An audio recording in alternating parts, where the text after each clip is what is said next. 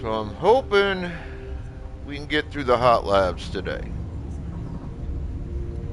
Yesterday we managed to get a bunch of side quest stuff done and working on the Novaria quest set.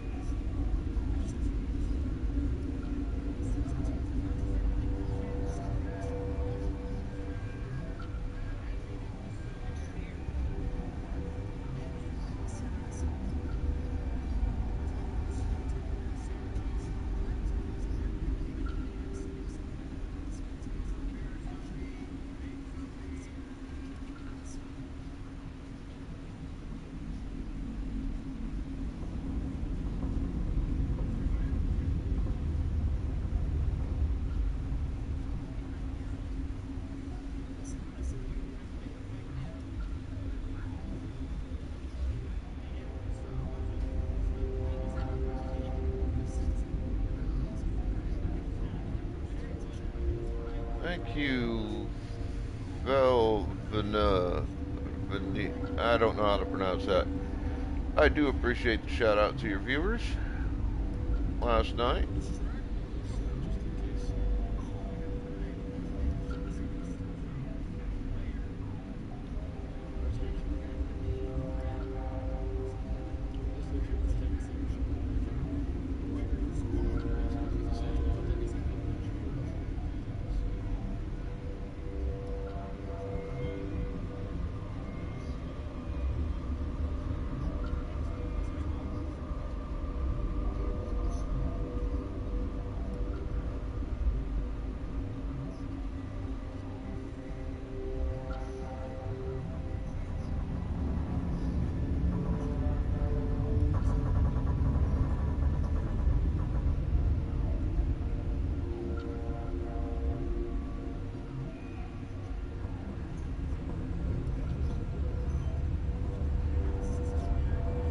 And for viewers, I want you to be aware that today is laundry day for me. So that means that during breaks, when I get up to go get coffee, stuff like that, and sometimes even when I don't have to get coffee, I will have to get up to go handle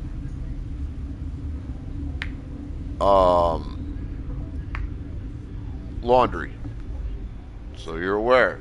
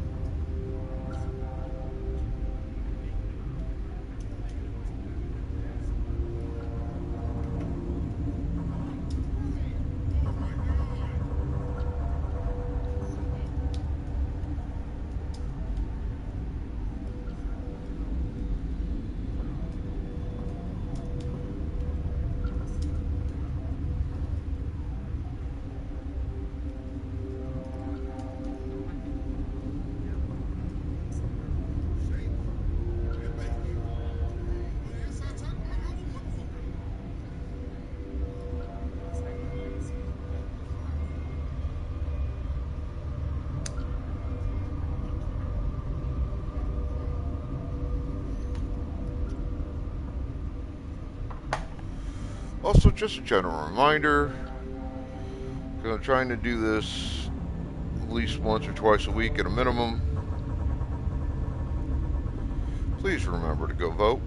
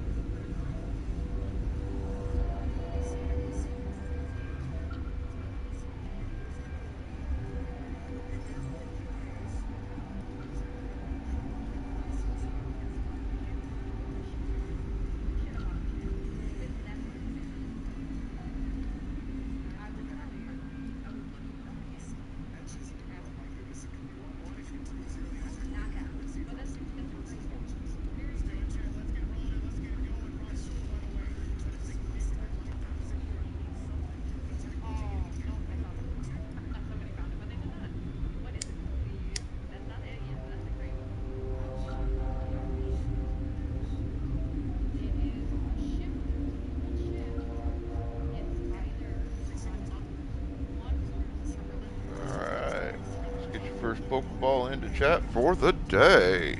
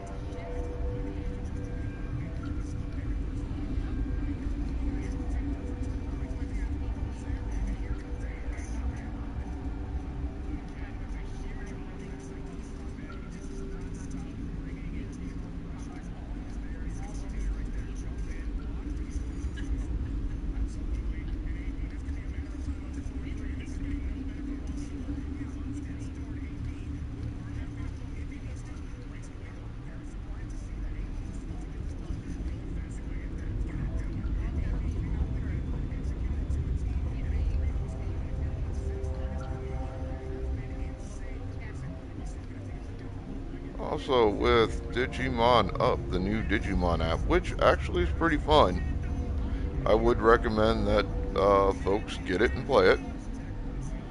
And if you do, and you want someone to add as a friend, please add Darth Simbi.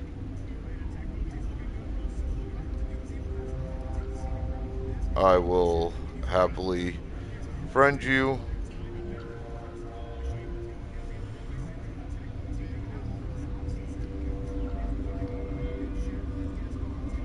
on the app. I will say this. Thus far, Bandai has not compensated players for the bullshit,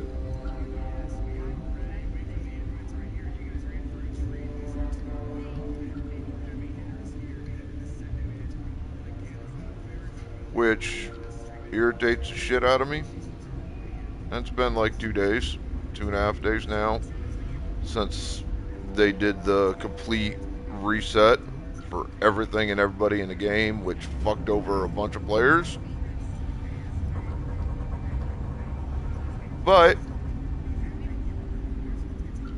even with all that, I have managed to actually not only get back to where I had been, but I'm actually a little bit further along than I had been. Because, I put the work in.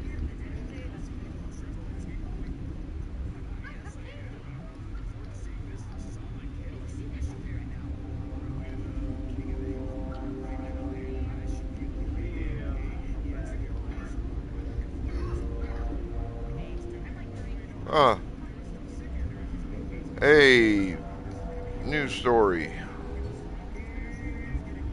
that I just saw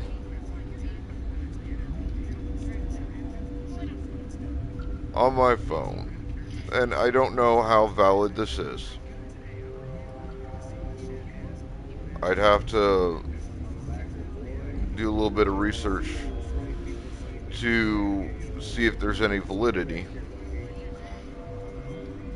But allegedly, Walmart, or not Walmart, but Walgreens is closing 1,200 store locations.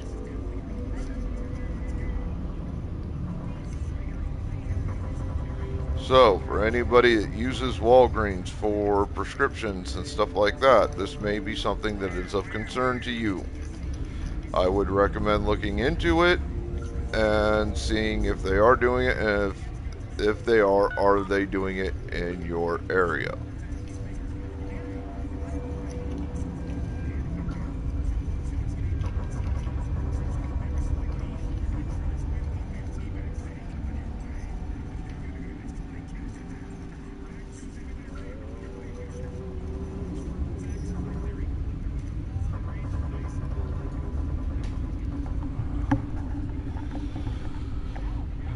Something to be potentially concerned about.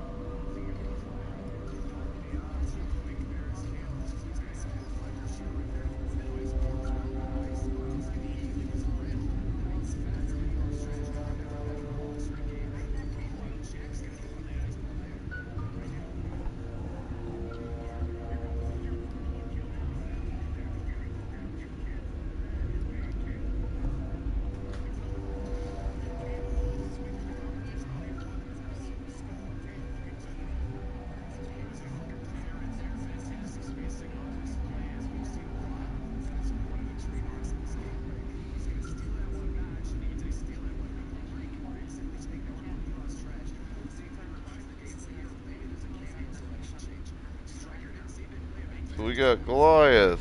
And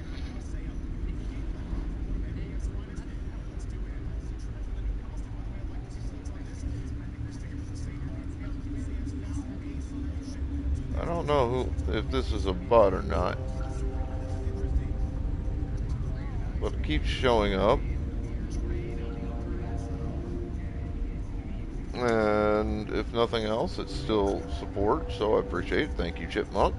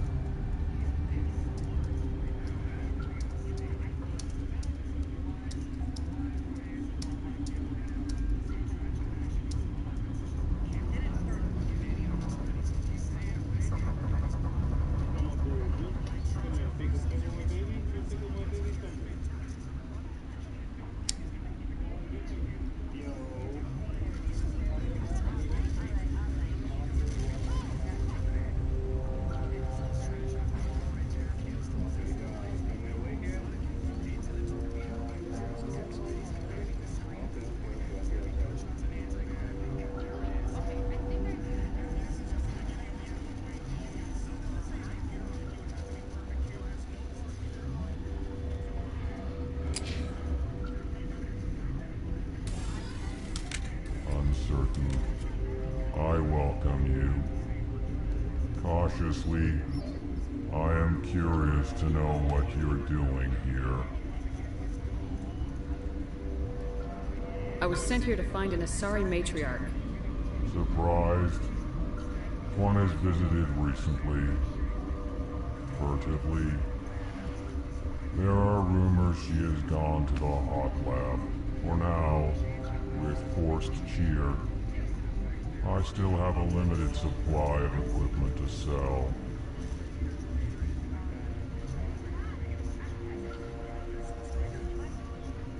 This doesn't seem like the time for commerce. With nervous amusement. I have nothing else to do. Why not continue to run my kiosk?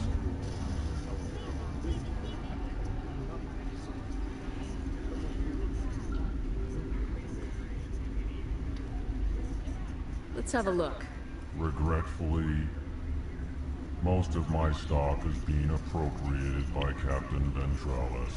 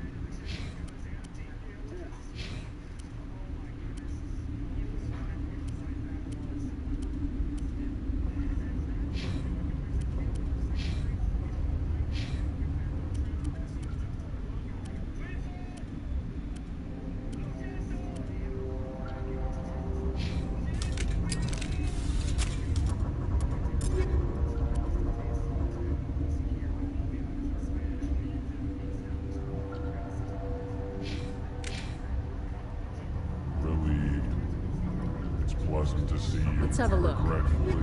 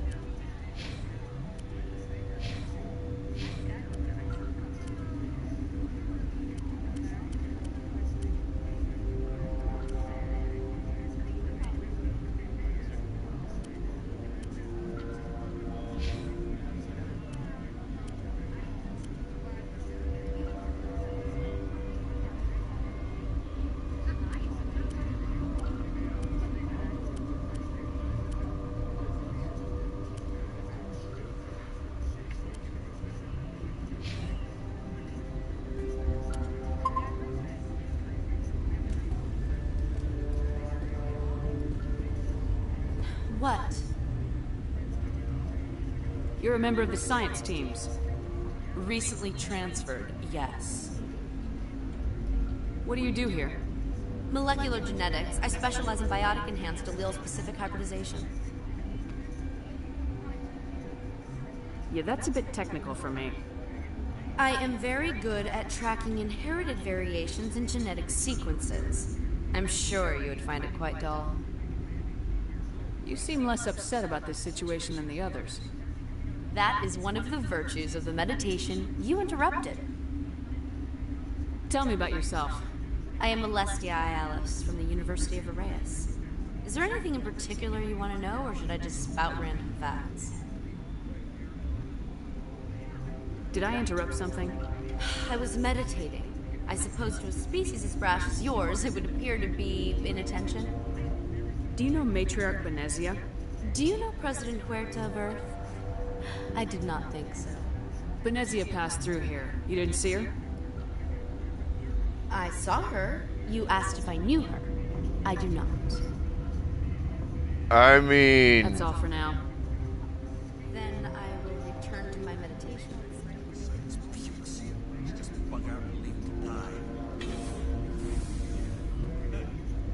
smoke? We're all out.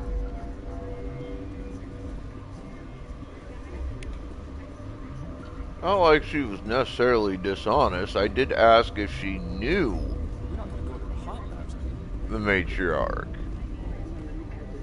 Knowing and seeing the matriarch are not necessarily the same thing.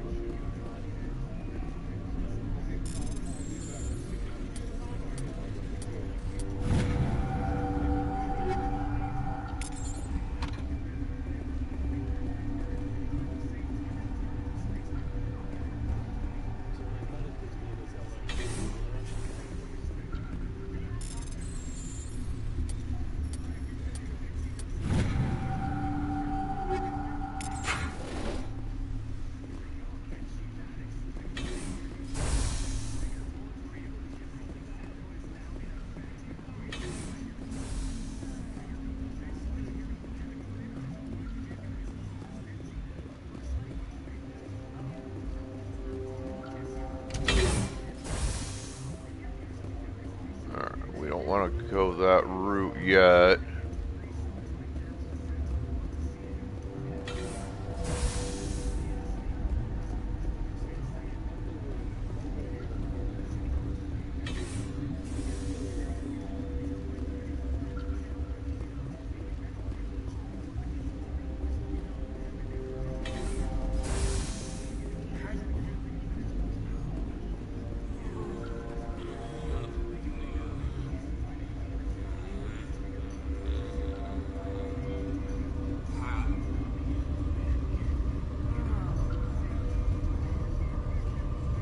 This system is online and ready to provide emergency services. We don't need anything right now. Very well, Commander. Logging you out. What do you want? Were they attacked by the aliens? They're suffering from a toxin. There was an accident. I have a non-disclosure agreement. I shouldn't discuss it with anyone outside of the company. But you're going to, because I might be able to help. I'd like to think that the company finds our lives more valuable than their secrets. You know Mira, the VI for Peak 15? She handles the safety protocols for our experiments here. We reactivated her on our way through Central Station. That was you? I'm grateful. Until she came online, the automatic equipment wouldn't work. We lost the connection to Mira in the middle of an experiment and the quarantine failed. These three were exposed to a toxin, something we were working on. I understand your caution, but I need details. What you say won't go beyond these walls. It's a bioweapon, based on an exotic life form discovered on the frontier. They wanted something that could kill the creature, but there was no profit in something that kills one species on the frontier.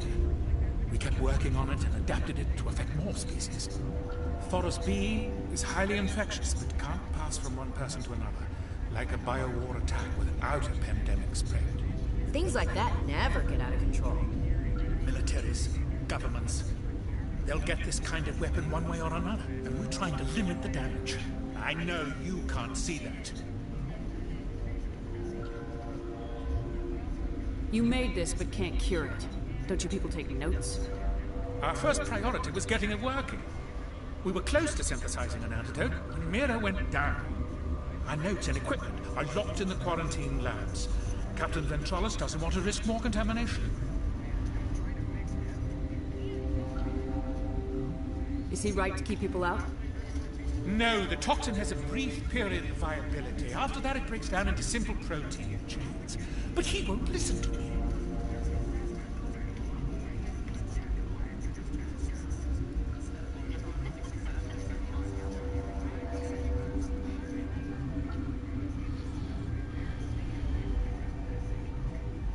I'll talk to him. Maybe I can convince him to let me try. I can't ask you to do this officially, but if you can do anything, I'd appreciate it.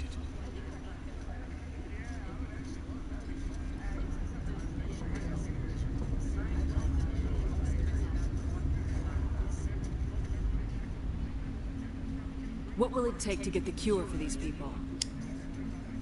The quarantine labs are near the science team's quarters. Once you're in there, look for our notes. It should just be a matter of following our processes. How's the science team holding up? Better than Ventralis's guards. They've been on alert since the first attack. I've been administering stims at their request. But every species needs to sleep. They're getting twitchy, irrational. Are you the doctor here? I'm a doctor, but not the doctor. My specialty is microbiology, not first aid. We had a medic, Dr. Salah, but we lost him. The automatics can handle basic treatment. Mira runs them.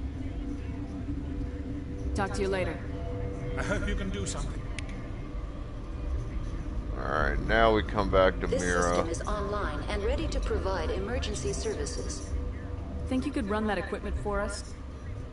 Certainly, Commander. One moment,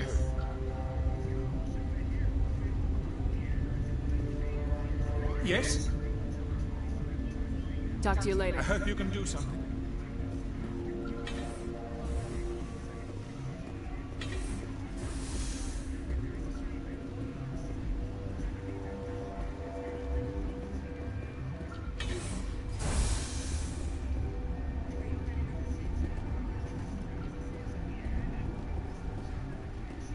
What?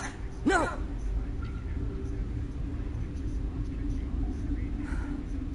Sorry, I haven't had much sleep since the attack. Yeah, is there something you need? What sort of work do you do here? I can't say. I signed a non-disclosure agreement. If we survive, I'd like to keep my job. The location is terrible, but the pay is better than any other commercial lab. You're not happy on Peak 15? The outside world doesn't exist here, just walls of ice and rock. There's only the work, the discovery. It's easy to forget why science is guided by ethics. Maybe we're paying for that now. What do you know about the hot labs? Nothing, I didn't work there. As far as I know, Han Olar was the only survivor. Is he in the medical ward? No, he's staying in the science team's quarters. Be gentle with him. He had a trying experience. What do you do here? I'm a toxicologist. I can't talk about my work. Not that I'm doing anything since the accident. How are you holding up? It would be petty to complain after showering off a coworker's brain. None of us have had enough sleep since the attack. Of course, not all of us have guns. I'm looking for an Asari. Asari? Well, there's Dr. Ayalis over there. There's also our guest, Lady Benezia. Captain Ventralis might know where she is. I'll talk to you later. Remember to report any suspicious noises.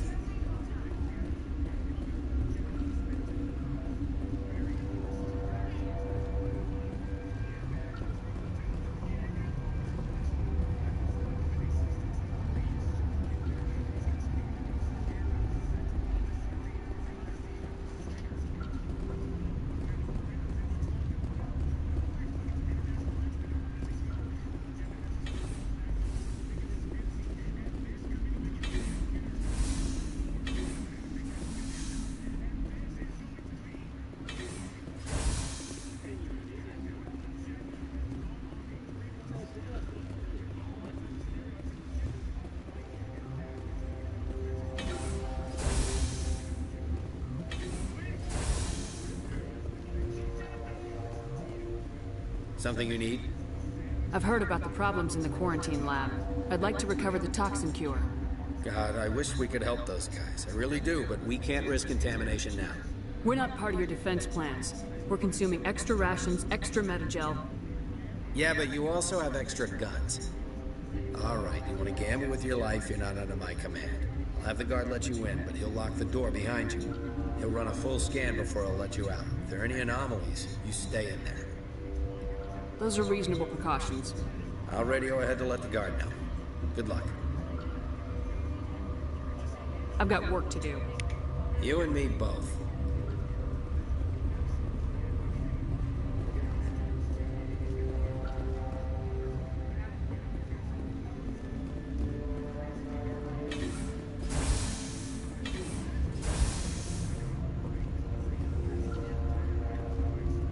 And that, ladies and germs, is why they want to head to the quarantine and barracks area right off the bat.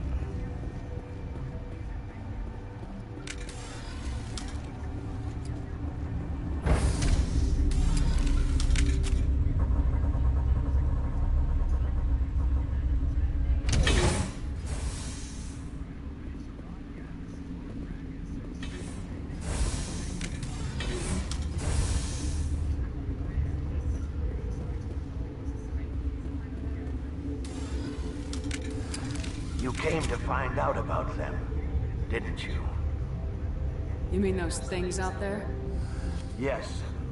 I'm the only survivor from the hot lab, you know. I need to know more about those things out there. About the Rachni?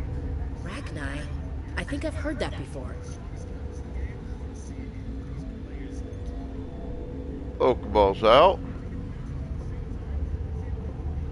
Where did they come from?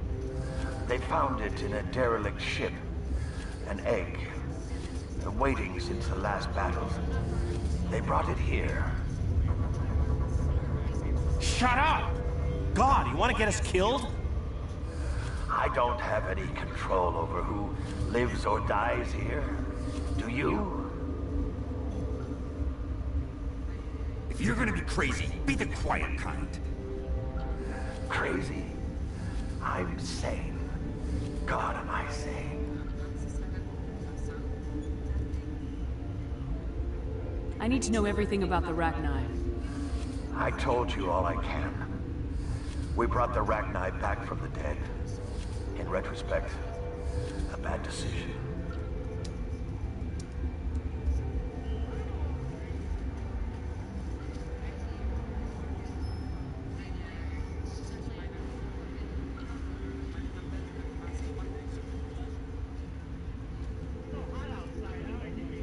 I heard you were at the hot labs.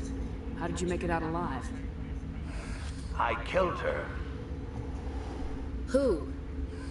Dr. Zonmua. We were going to lunch when the alarms went off.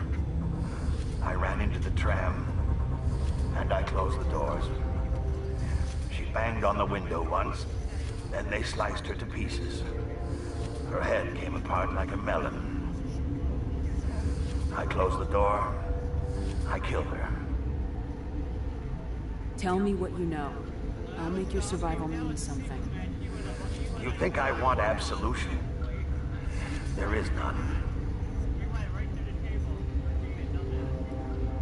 Could Matriarch Benezia survive in the hot labs? It's possible. The specimens were sensitive to biotics. I'll be leaving now.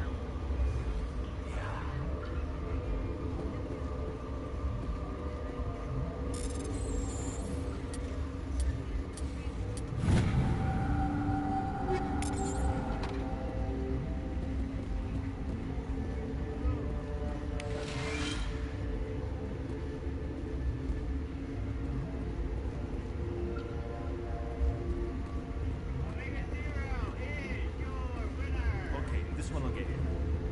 How can we tell jokes? So this hypothetical is just another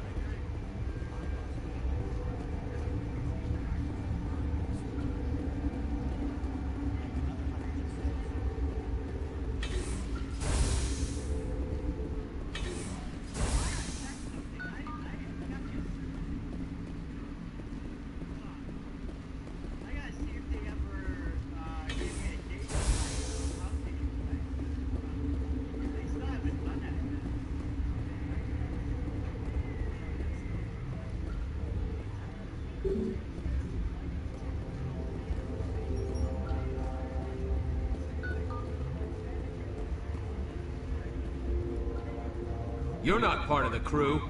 I have Ventralis' permission to go in there. Yeah, he radioed. He also said you have to prove you're not contaminated to get out. You got a death wish? You should stand watches on the barricade.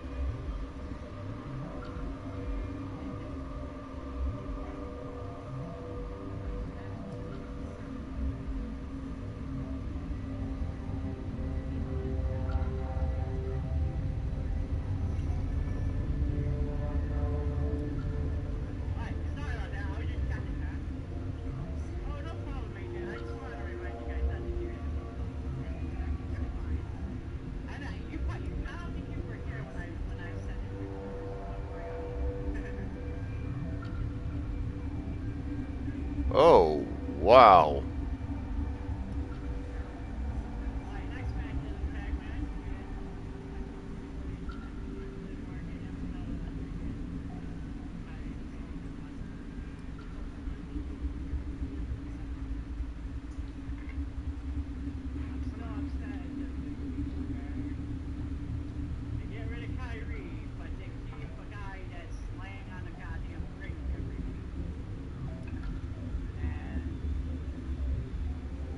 Oh, shit.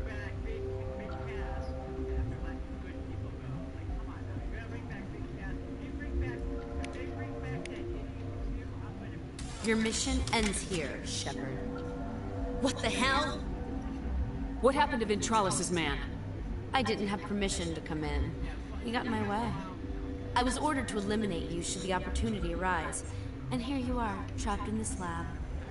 Weapons free!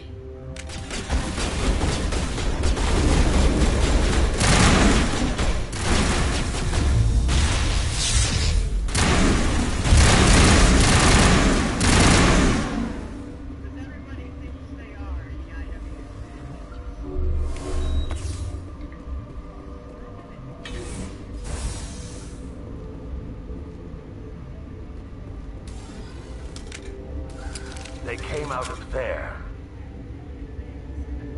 You mean the inorganics the Asari had with her?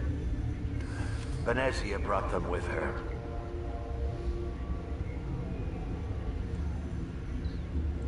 How can I get into the maintenance area?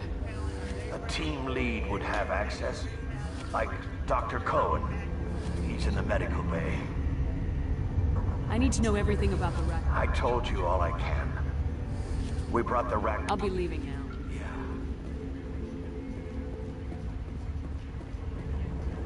I don't want to go to the maintenance area yet.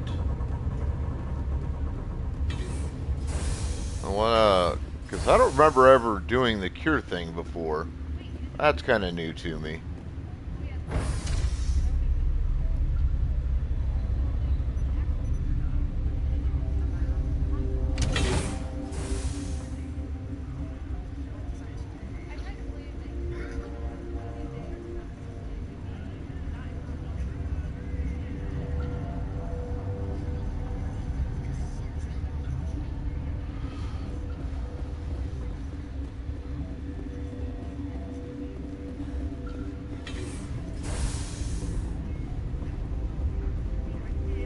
You're not gonna go to the hot labs, are you?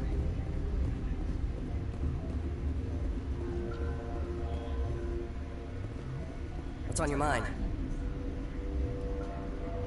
I'll talk to you later. Remember to report any suspicious noises.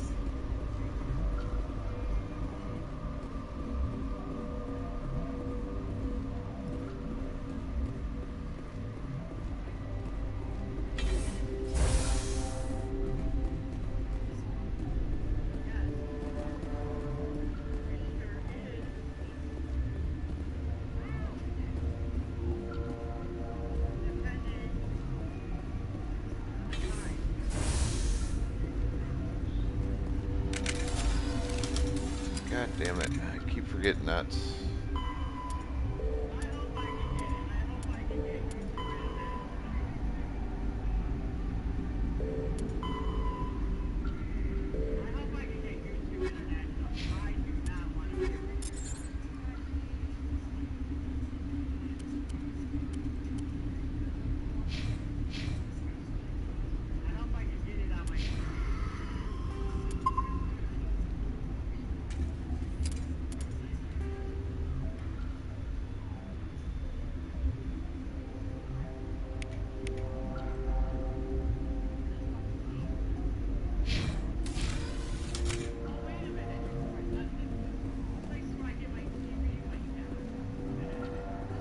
Relieved. It's pleasant. Let's have a look. Regretfully.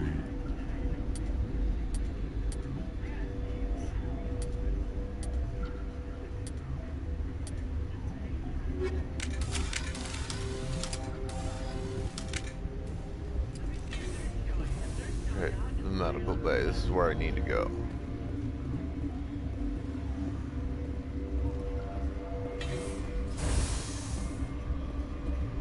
Is that the did it?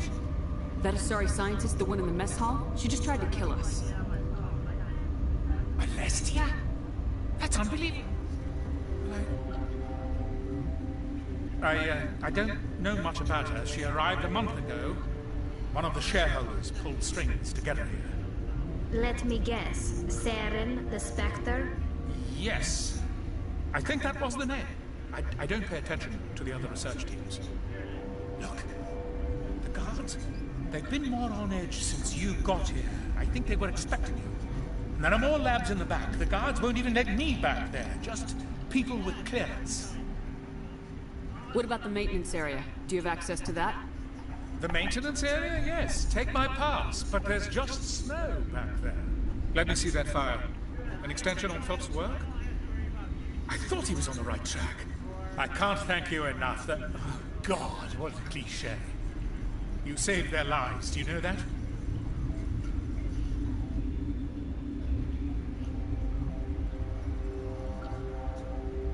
Could you spare a few medical packs? They're worth their weight in gold up here.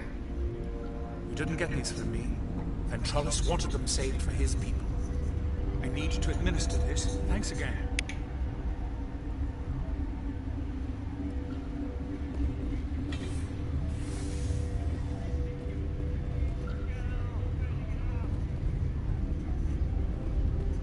This system is online and ready to provide emergency services.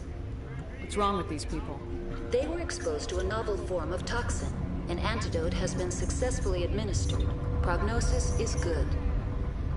What are you doing over here? I administrate the systems of all of the various Peak 15 facilities. Think you could run that equipment for us? Certainly, Commander. One moment,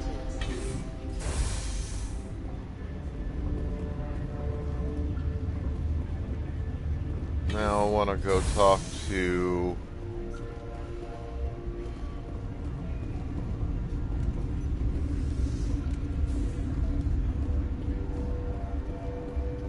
What's on your mind? I'll talk to you later. Remember to report any suspicious noises. I want to come up this way, I think it is.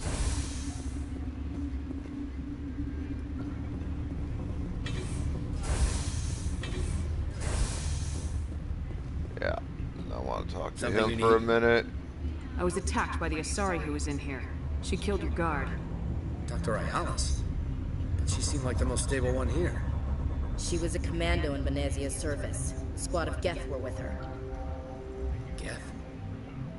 I didn't know. God's honest truth, I thought she was just another egghead. Son of a bitch. How are your people holding up? We weren't expecting the initial. Those of us left are short-handed. We've kept order by long shifts instead. You're certain the matriarch is still in the hot labs? She hasn't come back here. You came through Central Station, so she ain't there. Did the aliens come from inside the facility, or did they attack from the outside? You want my personal opinion? Labs like that exist to do stupid crap that gets people killed. Tell me about the structure of the hot labs.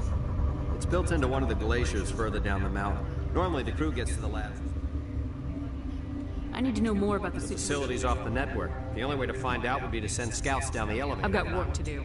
You and me both. Alright.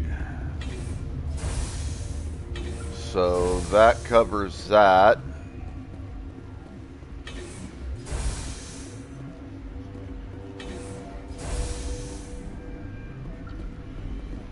Now,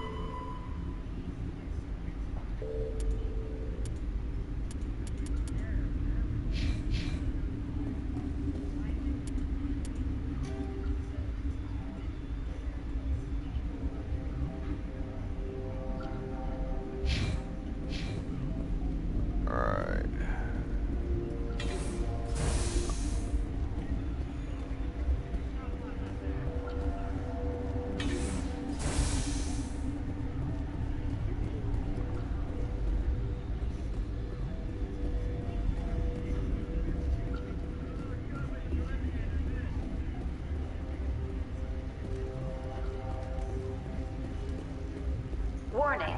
Watchdog protocol is active.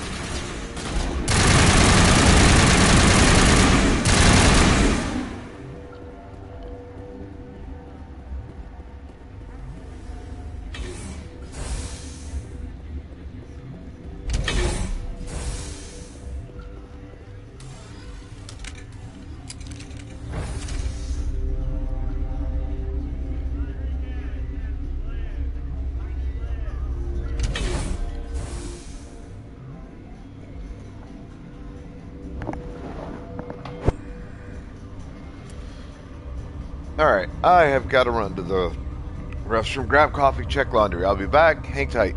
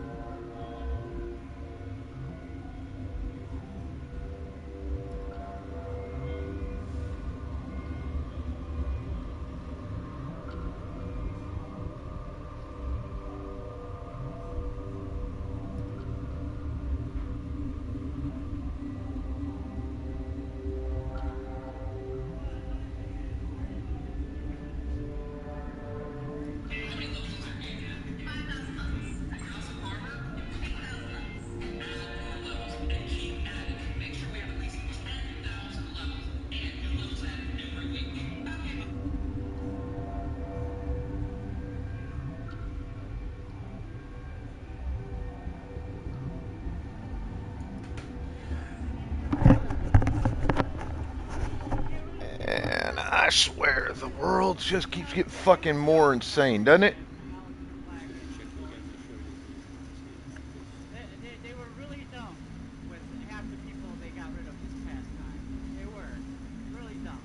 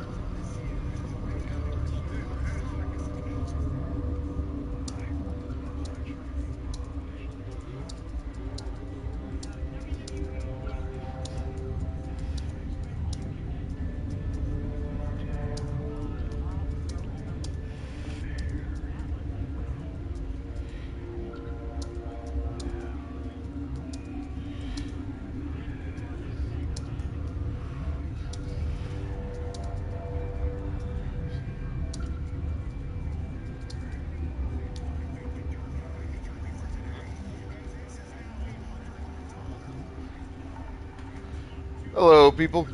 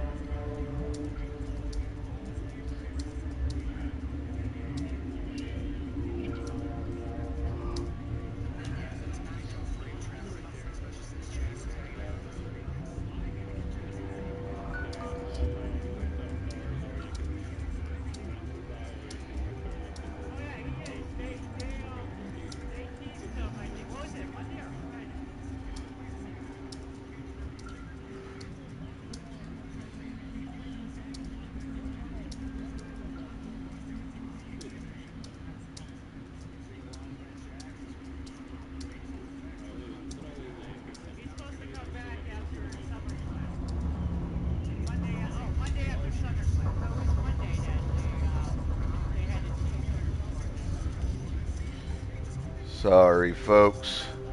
There's a discussion going on that,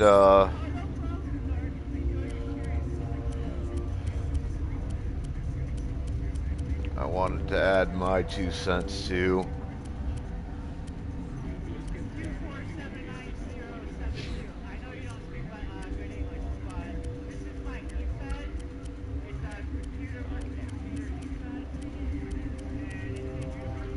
So, and I've heard rumors of this. I wasn't sure the truth of it. Still not 100% sure.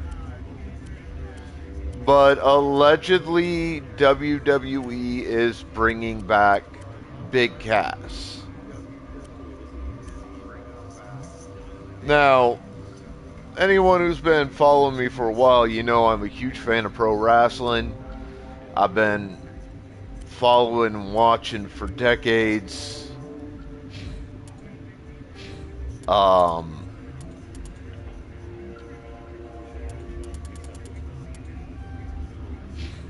was very upset with what happened to Cass. The first time out, he got fucked so bad by WWE. So, to kind of give you a rundown, Cass was teamed with a guy named Enzo Amore. That was his character name. I don't think it's his real name. Though in today's world, I wouldn't be surprised if that was somebody's real name. We're making names out of basically every fucking thing these days. And they were a fantastic tag team. They had a female who was a manager for them named Carmella, who just fucking sucks. I'll say it like I said it in my buddy's stream. First off, she looked like a whore. She had no skills whatsoever. Really, her ring skills were minimalistic at best. Her mic skills were minimalistic. She had no charisma. She fucking sucked. And now she's married to Corey Graves. Great. You know, if that's what Corey Graves wants, more power to the man. But I can't stand Carmella. Just like I can't stand the Mrs. Wife. I think she fucking blows ass too. Fucking something with an N is her name. I can't fucking remember. That's how pathetic and sad and shitty she was. But I thought Carmella brought Enzo and Cass's tag down. I really do. She just fucking sucked.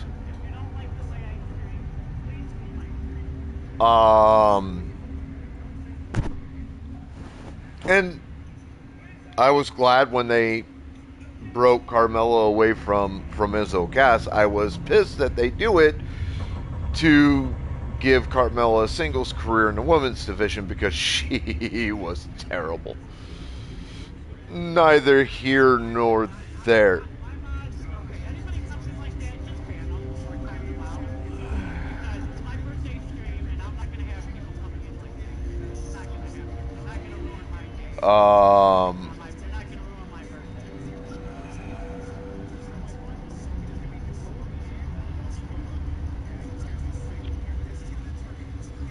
Then Enzo and Cass were on their own for a while, and they were doing great. Like, they were running the tag division in NXT. They get called to the main roster. They start getting a push. Then the push dies for some reason. I don't understand why. Because Cass and Enzo were massively over with the fans. We all loved Enzo and Cass. We did. Then it comes to find out that that Enzo had done and said some shit that he shouldn't have done and said in the past. There were some pretty serious accusations made against him. I don't remember exactly what they were. I just know they were really bad. I think part of it was like assault accusations and a few things along those lines. I'm not 100% sure. You'd have to look it up. I'm not going to bother fucking do it at the time. Bottom line is, these things coming out about Enzo directly contributed to and led up to Enzo and Cass's tag team being broken up and Cass being put in as a singles because WWE had already decided to fire Enzo Amore. Okay, I don't disagree with that decision. I 100% agree with them firing Enzo. From what I remember of what Enzo had been accused of, it was really terrible. Armorio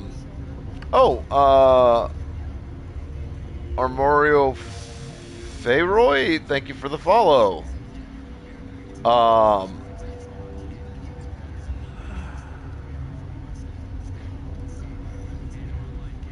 But like WWE said that they would push Cass, and then they fucking didn't. Enzo got really fucked. Or not Enzo, but Cass got really fucked by WWE. And shortly after he got fucked by WWE, he got let go.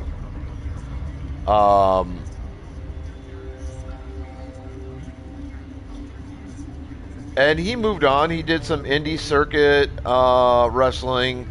Then he came into AEW, where he actually got a chance to really shine.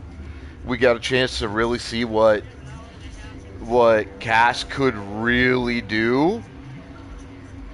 And he did so very well. I was very impressed. If there's one major positive thing I can say about AEW, because I know it's got its problems, and I know there's a lot of things about like Tony Khan stuff that fans don't like and how he runs AEW and shit. One thing I can say is AEW has shown so far that it has a fantastic ability to take somebody who has all the potential in the world, run with them, and really let them shine and make them a superstar. And they've done that with Cass. They've done that with Santana and Ortiz. They've done that with all these guys. And I appreciate that. Now, Cass is apparently coming back to WWE. He deserves it. He deserves it.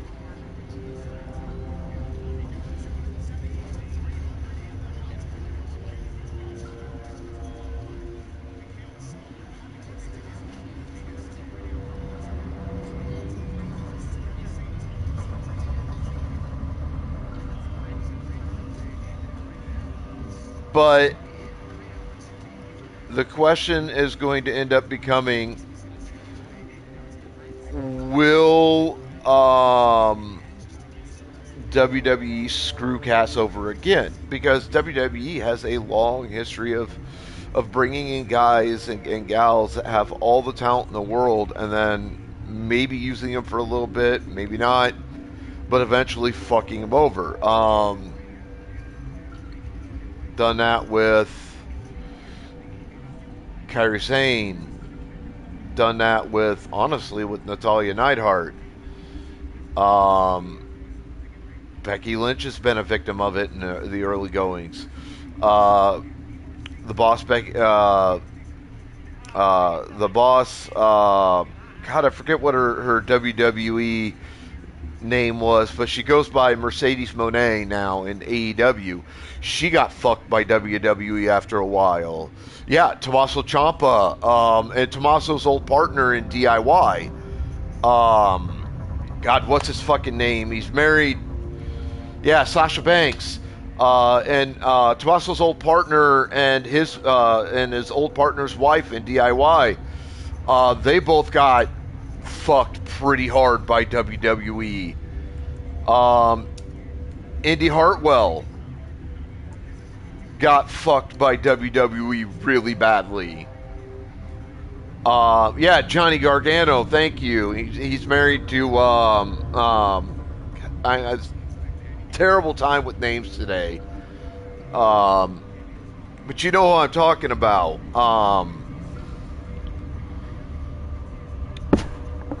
To a certain degree, CM Punk got fucked by WWE during his first run. Like it's I could make a list of literally at least 100 to 200 names of superstars who got fucked by WWE at one point in time or another. Some who were there for an extended period, some who were there only short term, and still got fucked. Most of the names on that list would have had a great deal of potential to really push the envelope, push the business ahead, do all these things that the business needs done. And yeah, Candice LeRae, thank you. Sting would be one of the biggest names on that list. When WWE bought WCW, and I just found this out recently, they did try to negotiate a contract with Sting to bring him in, but Sting didn't like the contract terms, so he stayed on the independent circuit. Then he went to TNA, and he really helped elevate TNA into a true competitor for WWE prior to Hogan coming in and fucking everything over. Then Sting went to AEW and has helped to really elevate AEW. Sting had one short, like maybe 2-month long run in WWE before he got fucked on that. But I also think part of that was that at that point, Sting didn't want a long-term run in WWE because he saw what was happening. He saw the direction things were going in WWE, and he decided he wanted no fucking part of that. I don't know if that's true. I'm making an assumption saying that, but I believe that to be true because Steve Borden, a.k.a. Sting, is a guy that just doesn't fuck around. We've seen that time after time. He carried WCW on his back. He carried TNA on his back. He's carrying fucking AEW on his back. He could have easily carried WWE on his back. But he didn't see the potential in WWE that he did in WCW for the longest time, in TNA and AEW. So I honestly believe that's why he never signed a multi-year deal with WWE. He came in, he did one short storyline, and that was it.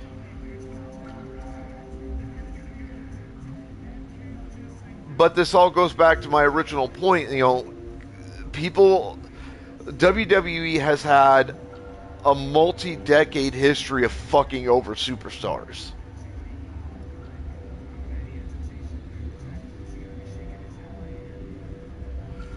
I mean, you could go down the list of names on WWE's roster, either current or former,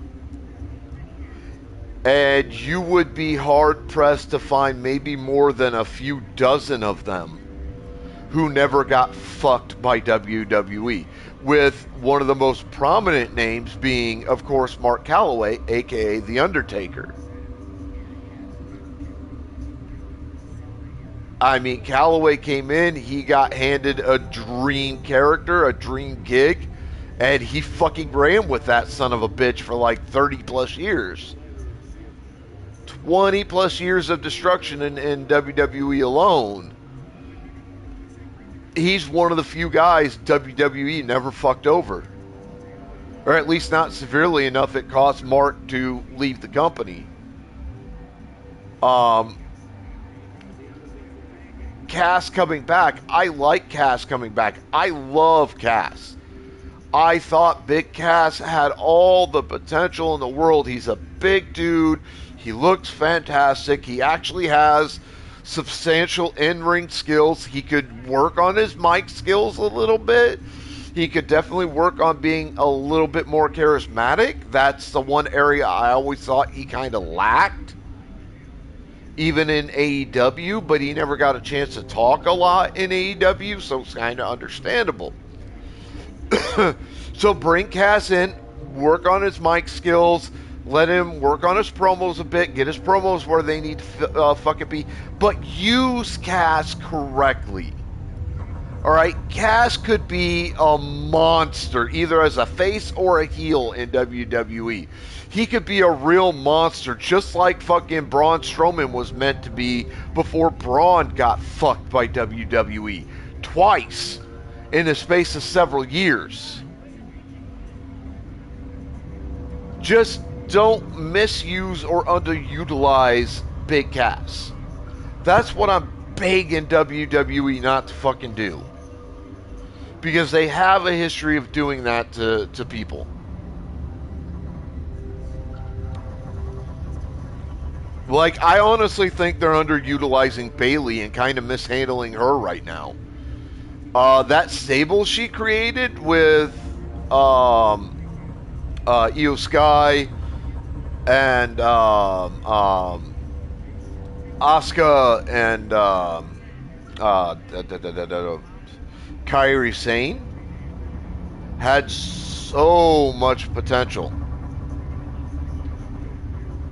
but it got fucked over.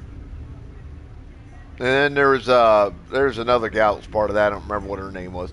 Another one that recently got fucked by WWE in the last couple of years, Shotzi Blackheart.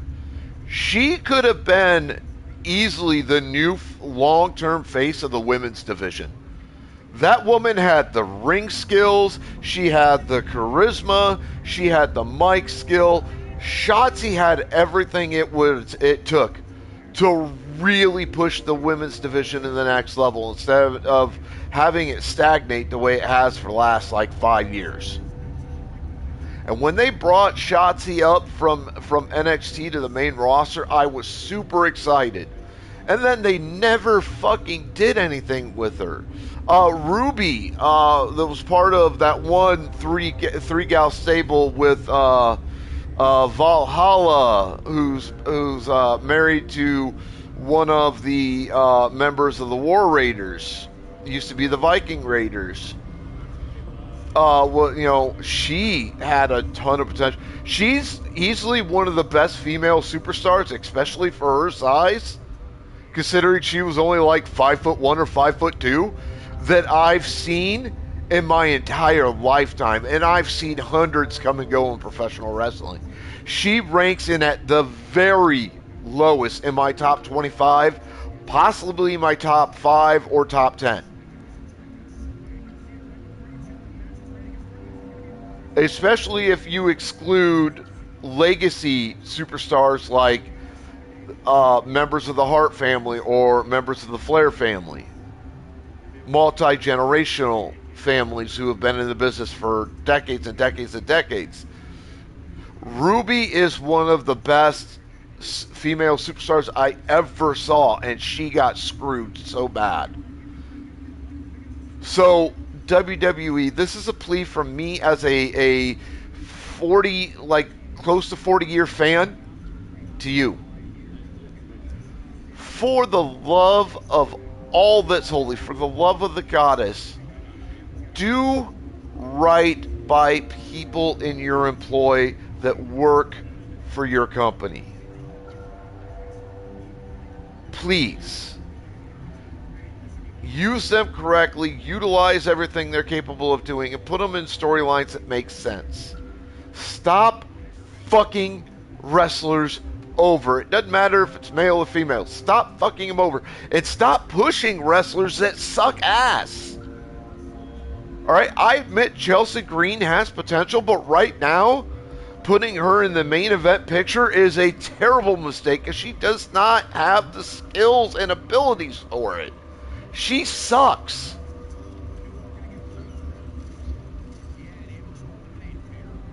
And there are others that are just fucking terrible that you guys keep pushing that don't deserve it. At most, some of them deserve to be mid-card acts. At most, like Chelsea should be a mid-card act. She should. Send her after, like, the women's tag team titles or the women's IC title. That's where she deserves to be.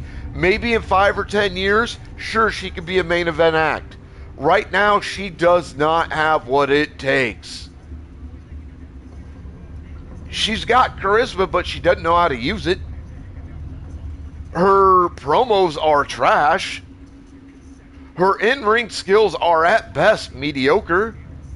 Why are you pushing stars, or wrestlers rather, that don't deserve it while fucking over the wrestlers that deserve the pushes?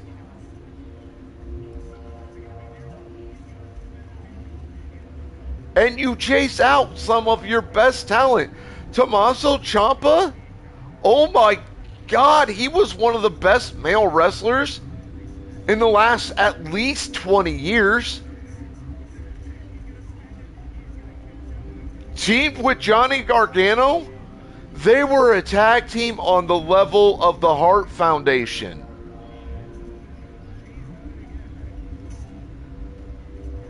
The Brothers of Destruction. Fucking, the Road Warriors.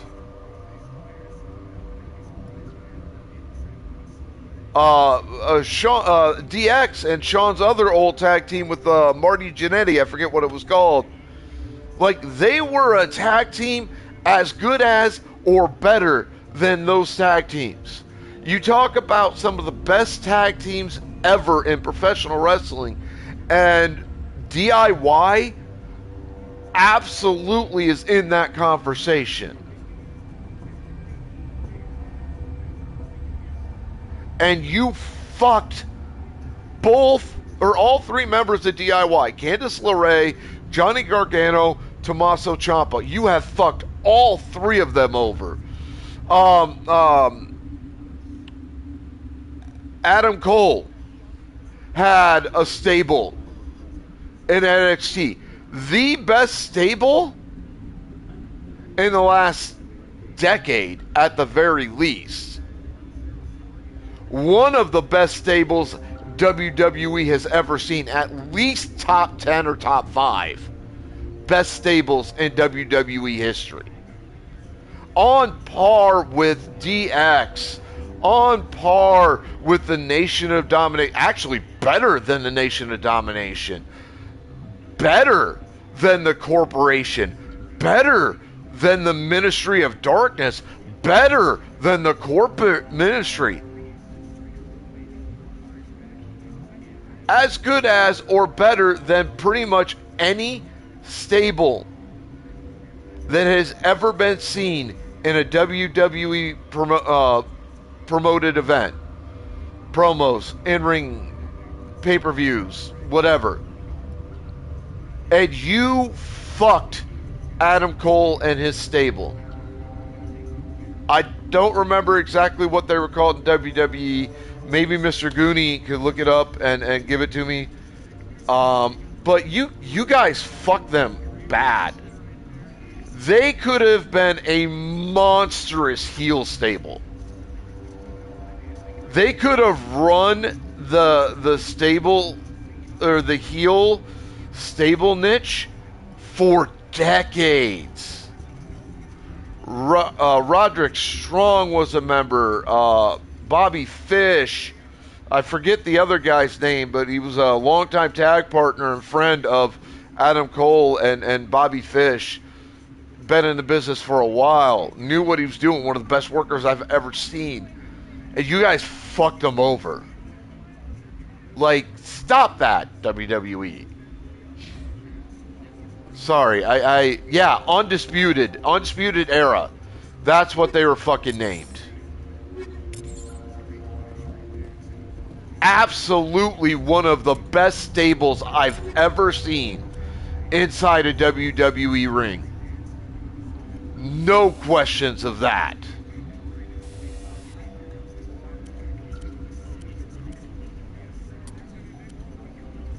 Yeah, and Kyle O'Reilly, he was the fourth member. Well, he was originally one of the three members. And then they brought in Roderick Strong, was actually technically the fourth member.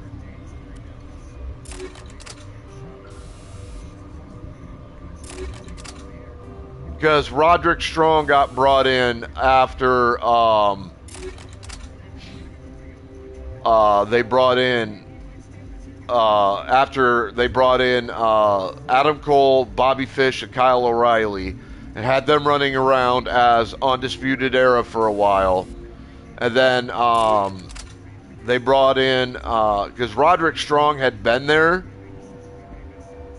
like he'd been in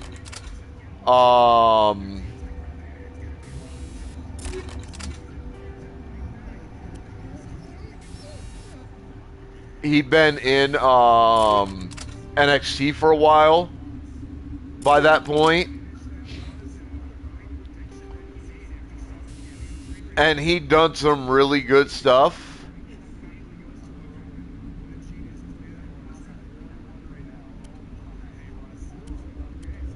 Like, I appreciate what Roderick Strong brought to the table.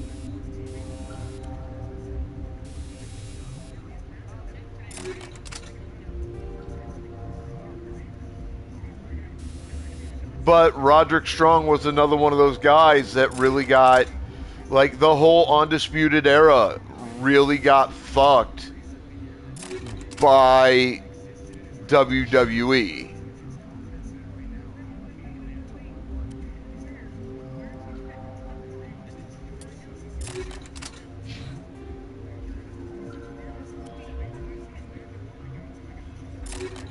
And I don't say that to be mean. Like, I'm not trying to be an asshole about this. But they've been, WWE's been fucking people over badly for at least the last 50 or 60 years. They were doing it before I was even alive.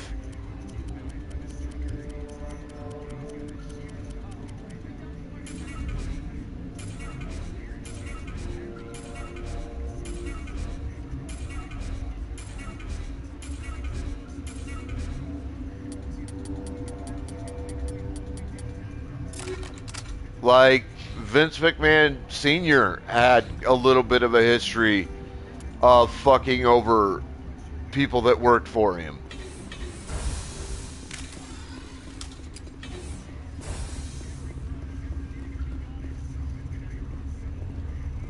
And Vince McMahon Jr. continued doing it.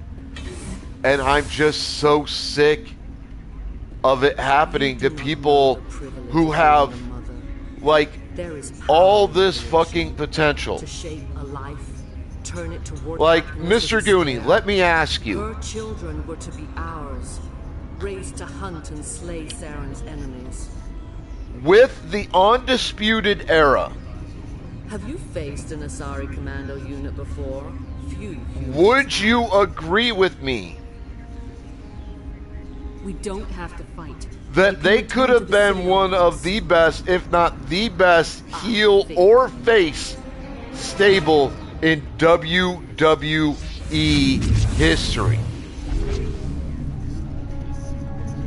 And that they got fucked by WWE.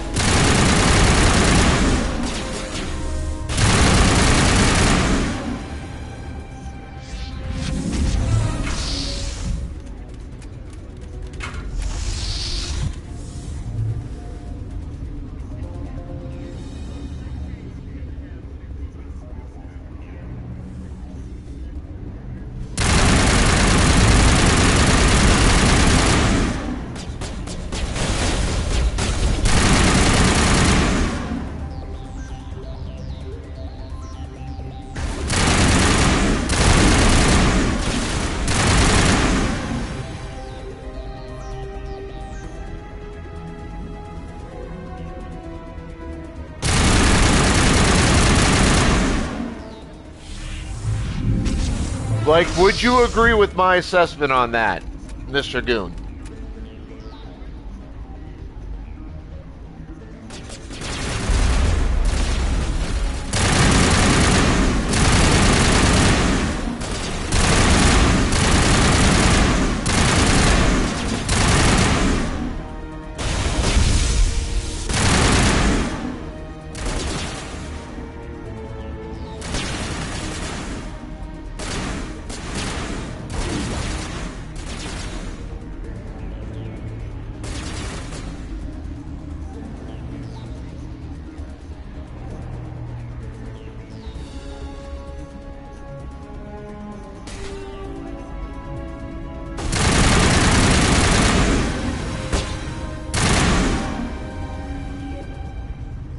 This is not over.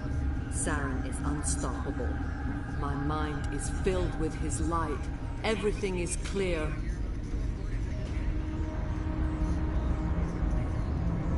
Arachni didn't cooperate with you. Why should I? I will not betray him. You will.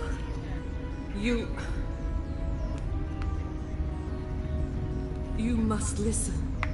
Saren still whispers in my mind. I can fight his compulsions briefly, but the indoctrination is strong. Why are you able to break free of his control now? I sealed a part of my mind away from the indoctrination, saving it for a moment when I could help destroy him. And also, it will not last long. Would you agree with me on what I said about Big Cass, Mr. Goonie? Do you agree with me that that man has all the potential in the world, and he got fucked hard by WWE in his first run after they broke him and Cass up because of what Cass did? You would do anything for him. Because realistically, that was the only reason Enzo and Cass broke up as a team when they did. Because Cass had some really nasty, serious accusations against him. And I don't know if the accusations were true. I don't know if they ever went to court, and if they did, I don't know if he was ever convicted. But I know Enzo had some really, really serious, nasty allegations against him. So I understand not only breaking up Enzo and Cass as a tag team, but also firing Cass the way they did. He deserved it based on the accusations alone. I cannot say. The Geth did not build it. That said, technology is far more advanced than that of any known species. Enzo is still easily one of the most charismatic superstars I have ever seen in pro wrestling. You sit at his feet and smile. People talk about Road Dogg being like the guy that innovated that sort of intro that he did when he came to the ring as part of the New Age Outlaws and then later DX. How does something that big go missing? They may be right. Road Dogg Jesse James may have created that sort of an intro to the ring. But Cass took that and he took it to a level that Jesse James, the Road Dogg, could never take it. As much of a gift of gab as Road Dogg Jesse James had. And he did. Oh my God, could Jesse James talk. That man had a gift for gab that I have never before seen with anybody else. Someone on Noveria found it? 2,000 years ago. Enzo had the gift times a billion. Arachni can share memories across generations. Enzo is one of those pro wrestlers, one of the very, very rare few, where you would literally believe anything and everything Enzo said. They are territorial creatures, driven to close any possible It didn't matter. Enzo could have come out and said that the world was dead. He believes it That everything on the planet was dead, and you would have believed the man. Not share his counsel with me. I was merely a servant. That's the kind of charisma give me the location. Enzo Amore had. I transcribed the data to an OSD. Take it, please. Knowing the relay's coordinates. I know, right? Like, that man was the best promo work I've ever seen in my 47 years of living. I transmitted the coordinates to him before you arrived. And I've been watching pro wrestling now for the better part of 40 years, maybe a little bit more. His teeth are at my ear, fingers on my spine. You should. Oh, And Enzo was single-handedly the single most charismatic motherfucker in a pro ring I've ever seen.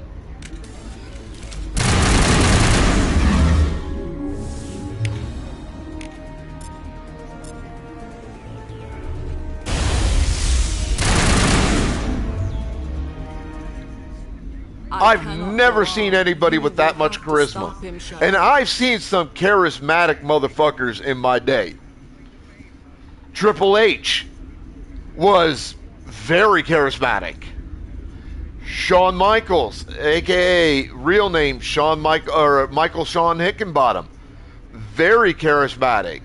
The Rock, easily among the most charismatic superstars that has ever existed. No. There's a reason he's called that. I am not entirely myself. And I could make a list. Like, I could go on and on. Undertaker, holy shit, he was charismatic as fuck too. They always said there would be a... But nobody I could name dripped charisma the way Enzo Amore did. No one. I don't care who you name.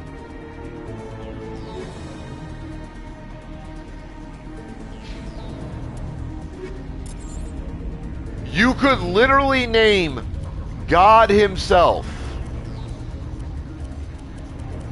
as a pro wrestler, and I would tell you God didn't have half the charisma Enzo Amore had.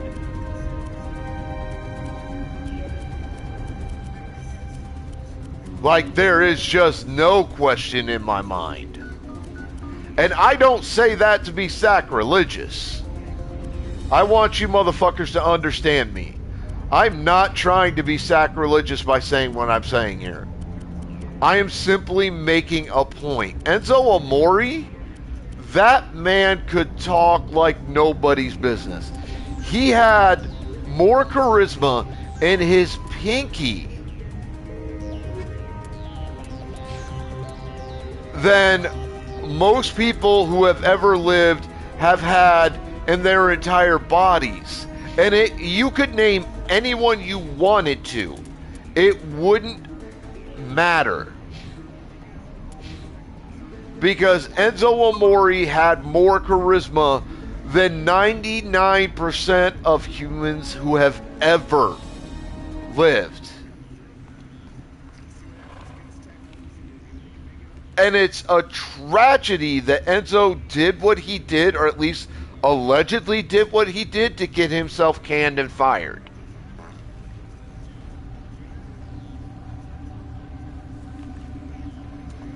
Because as a tag team or as singles wrestlers, and I think Mr. Goonie would agree with me when I say this, either as a tag or in singles competition, Enzo and Cass had every tool in the book. This one serves as our voice. Every tool in the book. We cannot sing. Not in to run WWE for decades to come. Colorless.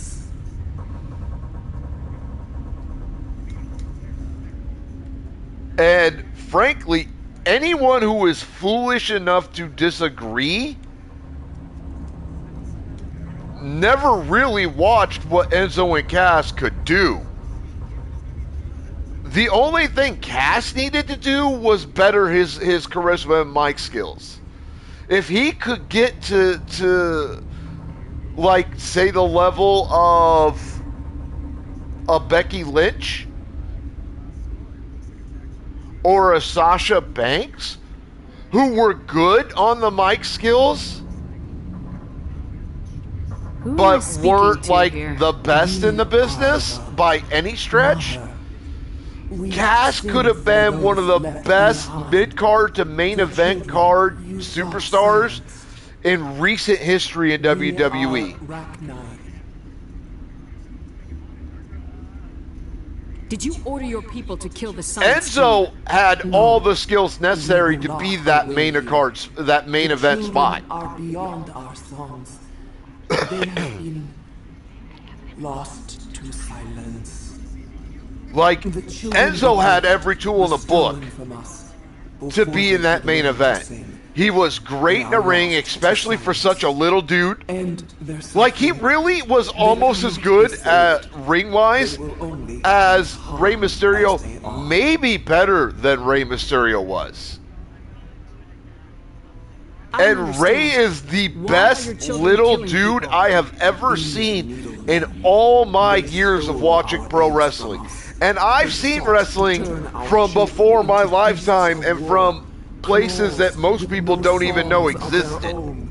Our elders are comfortable. And I've seen a lot of little dudes no one sings to them. Who could wrestle. I've seen a lot of little dudes that skated but weren't great or bad. I've seen a lot of little dudes that were terrible in the ring. Rey is the best of the best alongside of Enzo Amore.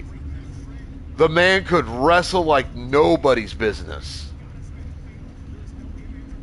And like I've discussed extensively, I don't understand. Why are your children killing people? Enzo's charisma level is absolutely off the fucking chart.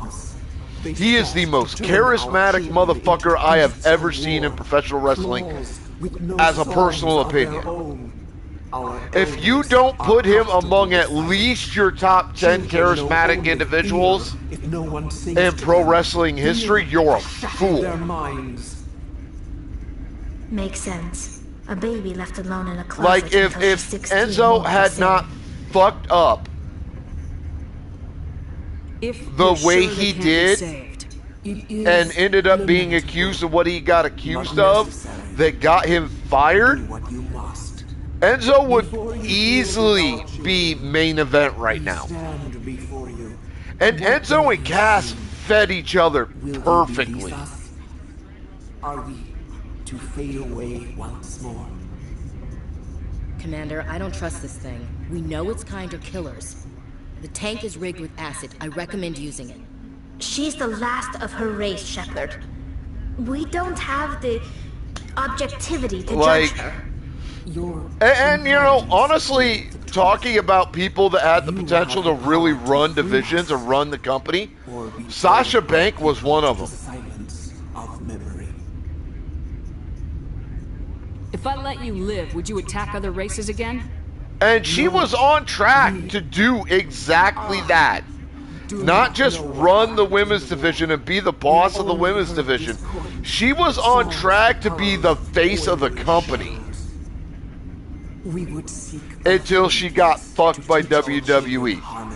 Becky Lynch is on that track, and I'm interested to see if WWE pulls the trigger on Becky Lynch. Are you a survivor from Because a clone? When she came up into NXT, she was the most slept-on superstar in NXT.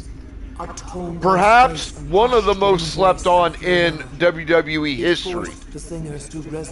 I saw her potential from the very first match I saw her wrestle in NXT. And when they gave her the NXT Women's title and let her run with it, I was ecstatic.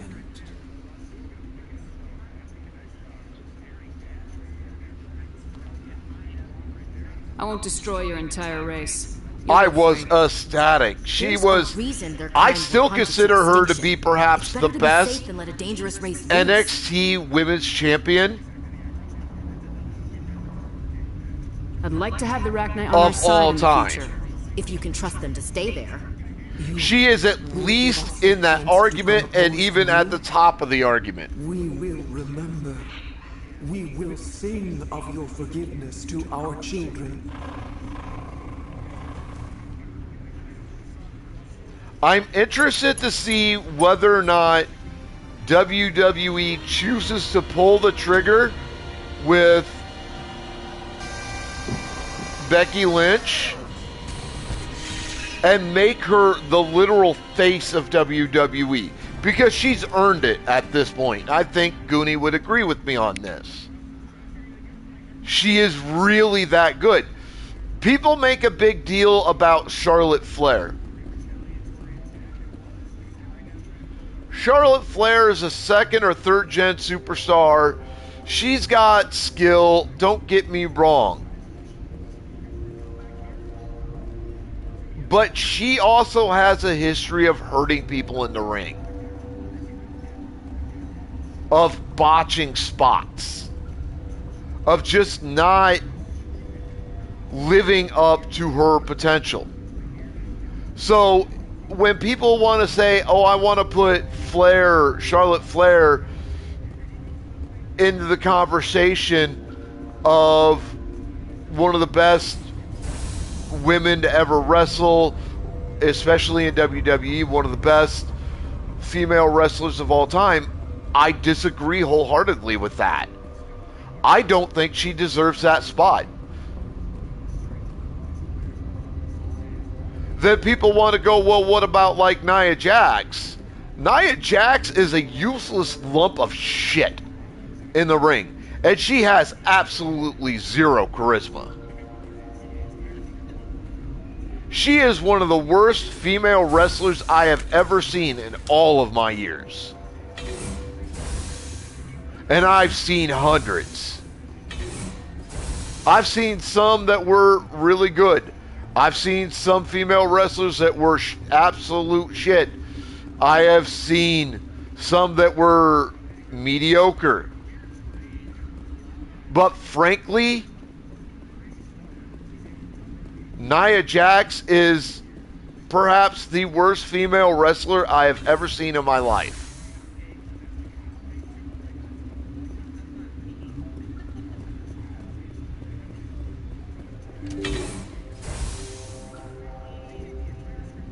She really is.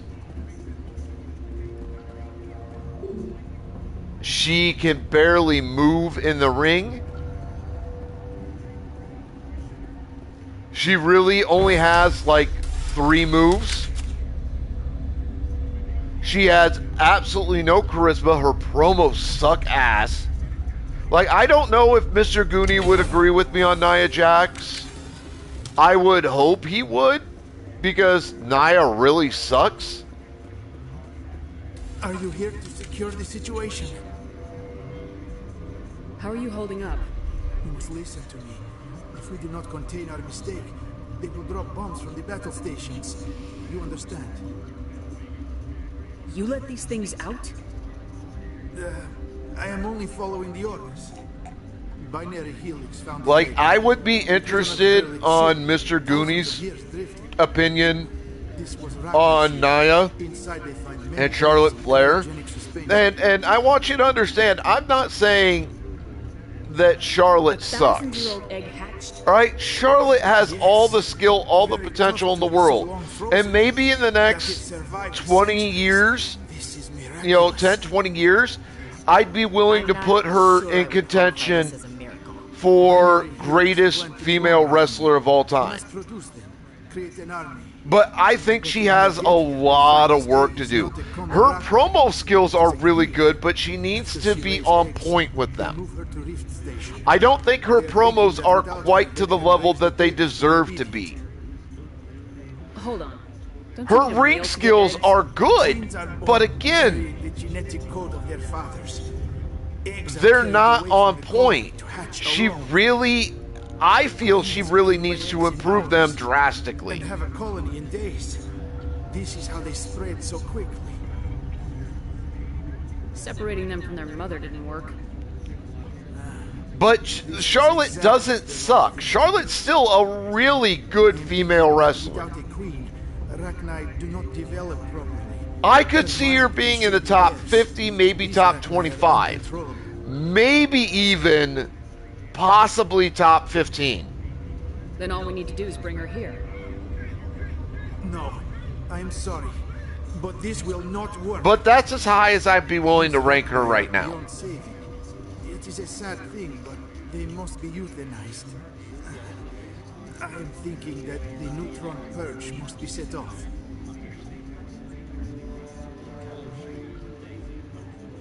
I'm not familiar with the purge system.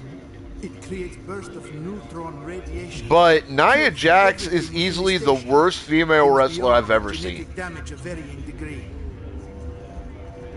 How do we set off the purge? Armin controls. And I'm not sorry to fucking say that. Insert the key. Then I will I'm not. She sucks. Again, zero promo ability. I listen to her promos and I want to fucking... I want to rip out my auditory sensors. That's how bad her promos are. They're just not believable. She has no charisma, which is why her promo abilities are such shit. She can barely move in the ring. Like, she's a big girl. I get it. You know who also is a big girl? I have full access Piper to the Niven. facility and am at your disposal. You know who actually has charisma and ring ability? Piper fucking Niven. How many Rachni are in here? I'm sorry, the sensor network is too damaged to provide an accurate count. Give me your best guess. Guessing is beyond my design parameters, Commander. What's the status of the facility? Piper Niven may be a fat chick in pro wrestling, but she can actually move. She can go in the ring. She very much impresses me every time I see her because she's like 200 or 300 pounds. But that bitch can go. Activate the neutron purge. I'm sorry, but that bitch can move. Code input 875020079. Code Omega local execution. Like she is a female monster, and justifiably. And when she's used in that role, when she's used as the gal who just destroys anybody who gets in her fucking way, it's fucking believable.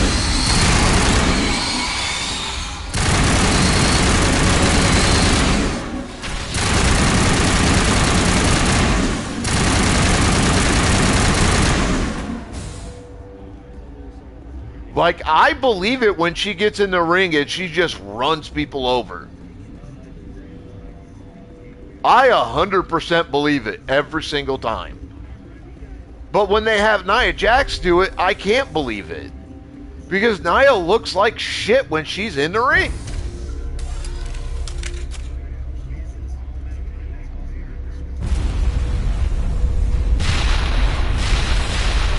Like, if WWE wanted to can somebody, the first on my list, if I was WWE, would be Nia Jax. I don't give a fuck that she's a member of the Anoa'i bloodline. I don't give a fuck that the Anoa'i bloodline are wrestling fucking royalty. If you don't have the proper skills to be in the ring, you shouldn't fucking be there. And I've heard instance after instance of Nia hurting people in the ring from their own mouths corroborated by, like, doctor visit evidence and shit because of how bad they got hurt.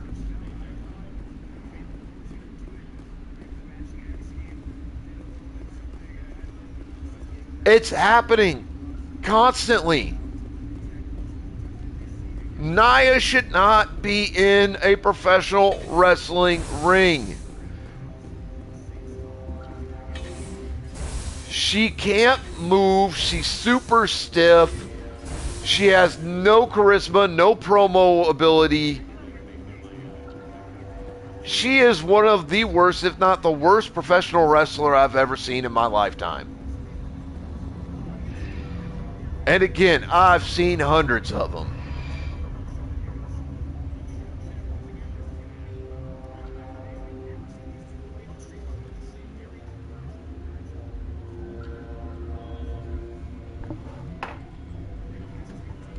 So if WWE wants to can people, they need to start really, and this is a point I do think Mr. Goonie would agree with me on. They need to really start seriously looking at the wrestlers that they have and giving an honest, true evaluation of the skills each of them have. The Mu Relay could link to dozens of systems. Unless we know exactly where Saren's going, we just and taking the worst of the worst, the commander's right. We can't rush like the bottom 5 or 10 and just firing them outright. Then taking the next 5 or 10 and forcing them to go back to developmental and really pushing them to work on their ring skills and their mic skills and their charisma, and reevaluating after, like, say 12 to 24 months where they're getting little, if any, TV time. Like, I would say take the first, like, here's something I would do with Baron Corbin, because I think Baron Corbin has potential. I do. I think Baron Corbin could be really, really good. We're all on the same team here, Williams. She's just trying to help. Sorry, Commander. Look, this is a tough mission. But I think he got brought up too quickly, and I think he was given the spotlight too fast. Through to the council. Patch him through, Joker. Setting up the link now, Commander. Is this report and it's hurt Corbin. You found Rachni on Nevaria? I think what you need to do is you take Corbin, you stick him back in NXT. His first 6 months down there, he is doing nothing but dark matches at their training facility.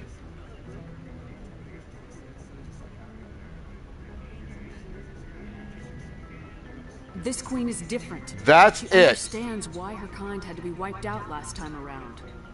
I hope you're right, Shepard. Promo work, charisma work, ring work. We'll be waiting for Let's your polish next report, him up and make him more than a few trick pony.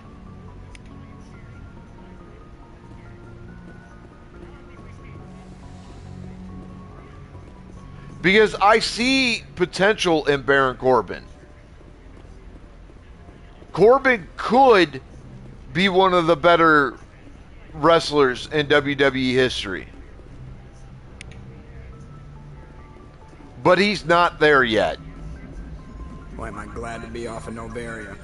I don't know which was worse, the cold or the corporations. One will freeze your balls And then, off, the other will if sell them out from under you. he, in the, that first 6 months has improved significantly enough that they feel that he could start be giving some decent TV time in NXT, bring him back to, give him a couple of live matches. How's the Normandy performing? Let's see how he does.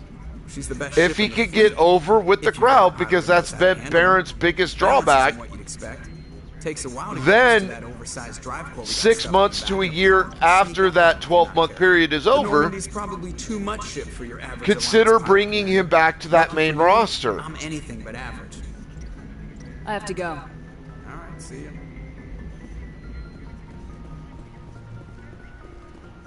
And you could do the same with Chelsea Green, because I think she needs it, like, bad.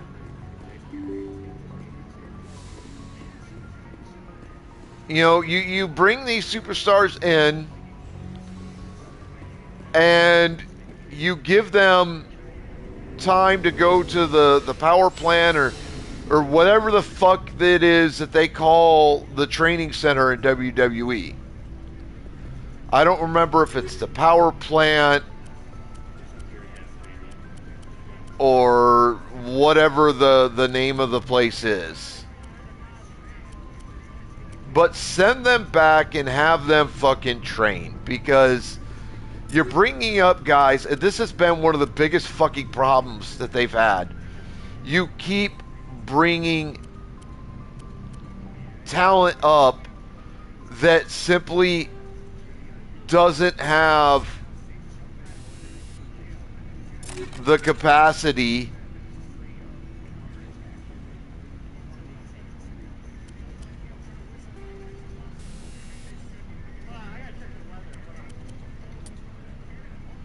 to make do in the ring.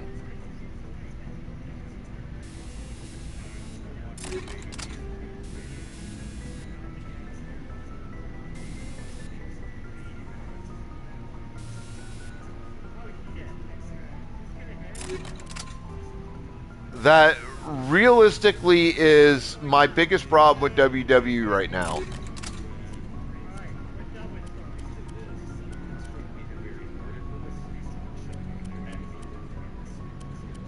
Is they keep bringing up talent that's not ready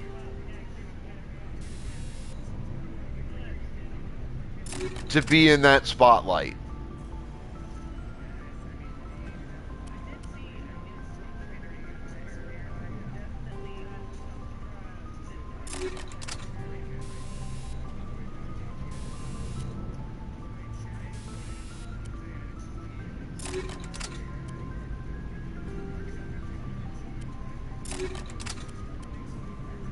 And when you do that, you hurt the entire business. And again, I don't know necessarily what everybody else's views on what I'm saying has been. You can agree with me or disagree with me. That is entirely your choice.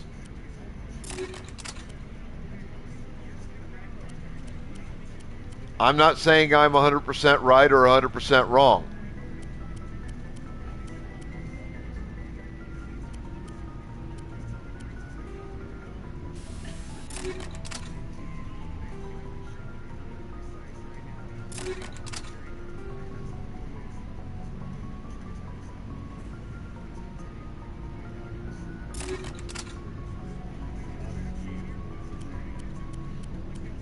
I'm just saying that I really, really wish WWE would stop fucking people over the way they've been. Because I am honestly fucking tired of it.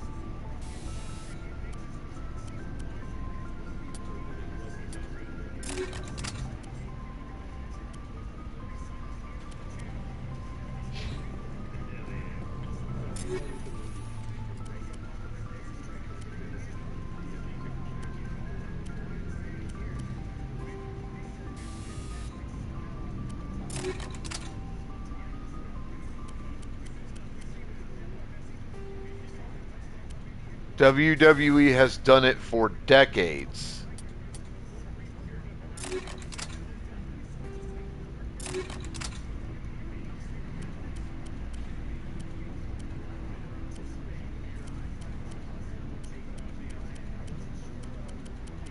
And it's time that we as the fan base held them accountable. Because nobody else is going to fucking do it.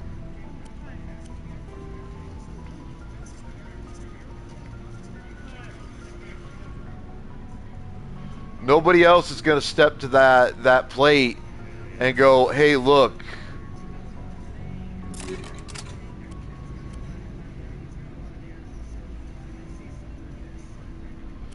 You've done fucked with people too much. You need to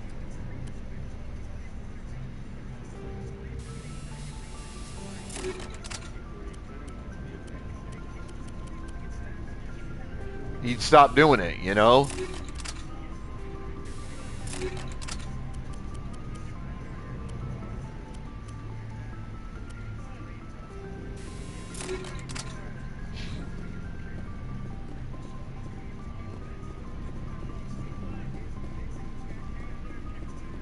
Looking for supplies?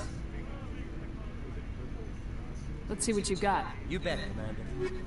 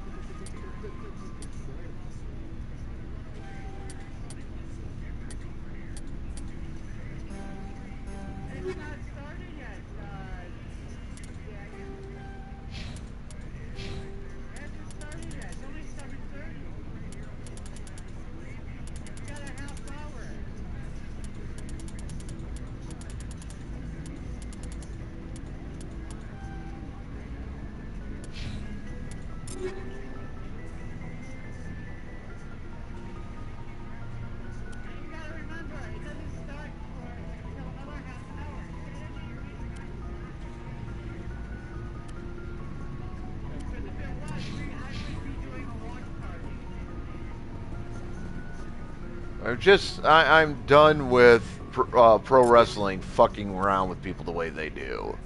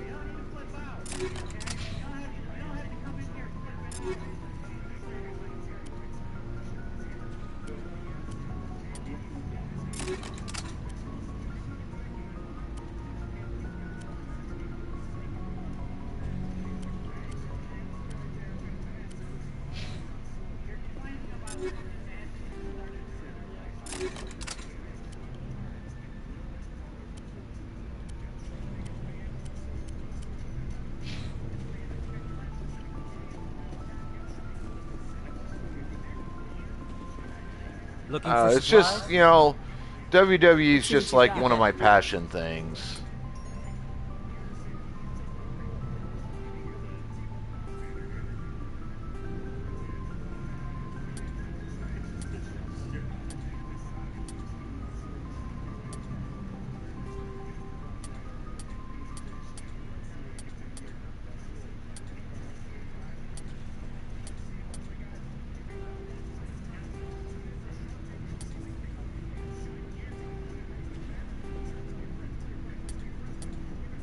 So you can understand, I hope, why I tend to be very passionate about it.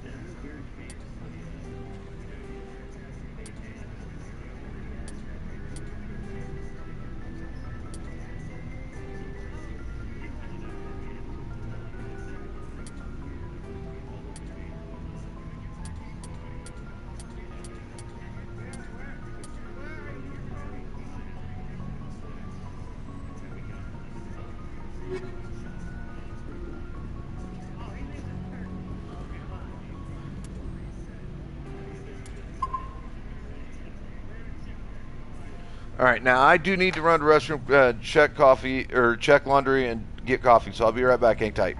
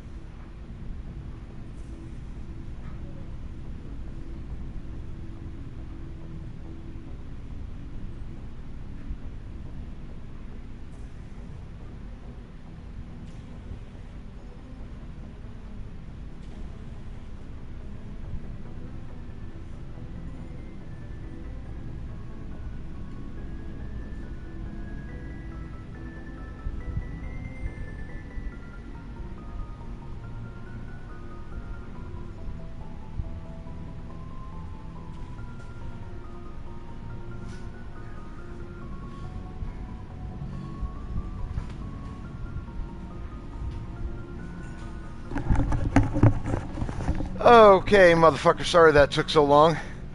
I was trying to get a couple other things done that I needed doing before I fucking forgot about them. Part of it was for setup that I need for right now for what I'm doing.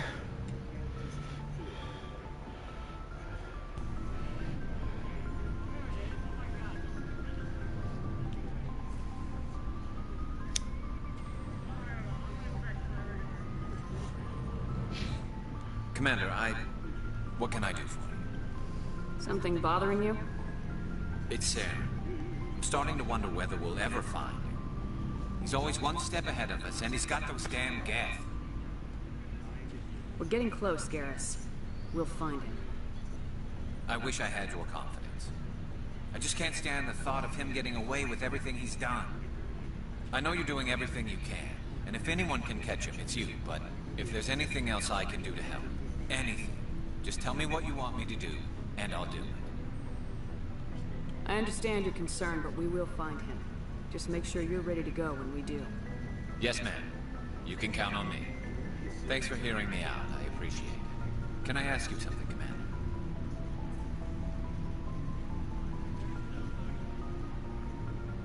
What is it? Are you worried that the Council might be protecting Sarah? I mean, they were really dragging their heels before. What if we find him, bring him back to the Citadel, and they refuse to act?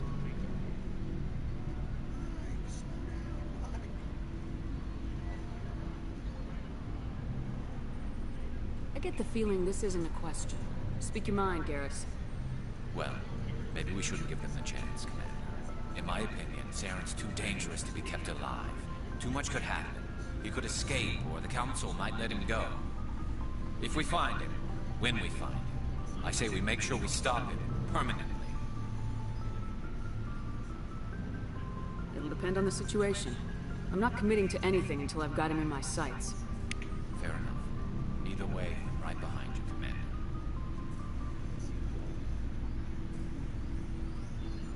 Commander, good to see you.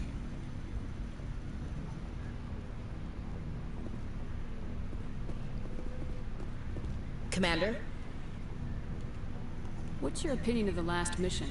You mean the Rachni, right? Like I said, the Rachni are dangerous. They proved that 2,000 years ago.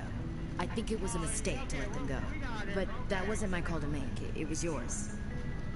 You know, when we pick up that Asari scientist, we'll have to tell her we killed her mom. That's gonna suck. Just saying, Commander. Do you have a few minutes to talk? One-on-one? Sure. I was just watching some mail from home. Oh, before I go, we saw Caden in a news vid about the Normandy. He's cute. Later, sis. Let's pretend this never happened. Are you interested in the Lieutenant, Chief? Conversation is against regulations, ma'am. Don't ask, don't tell. What's up? You didn't come by to eavesdrop on family mail. Hello, Adidas. Bye, I see you in there, brother. How you doing?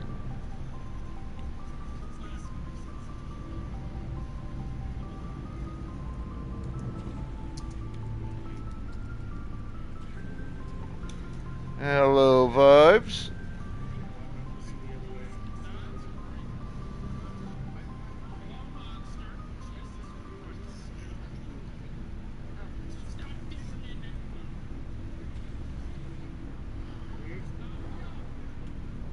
Your family seems to be important to you. Yeah, we've always been close. Me and my sisters especially. With Dad on duty so much, I had to help Mom raise them.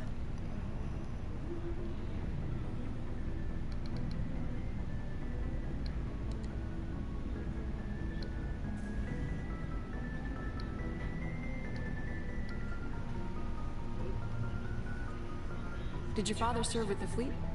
Yeah. Took any crap posting you could get that offered space time. You know what? He worked his ass off trying to get recognized, but he never made it above serviceman 3rd class. He was real proud when I made Chief. First thing he did was salute. What about your mother? You haven't mentioned her. You must know what military wives are like. Strong because they have to be, able to raise kids while Dad's away on a 6-month cruise. She has a degree in planetary geology. She and Dad both wanted to see new worlds. She gave up her career to raise us, though.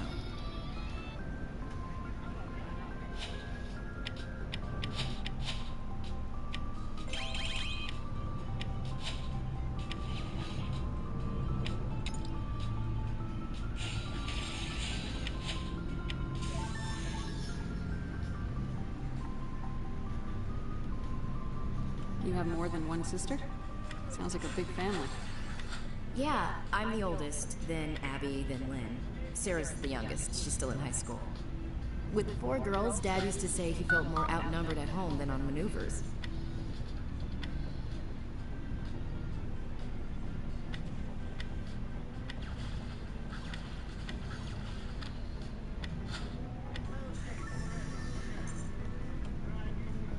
Where did you grow up? All over. Same as you, I expect. We transferred a half a dozen times before I finished grade school.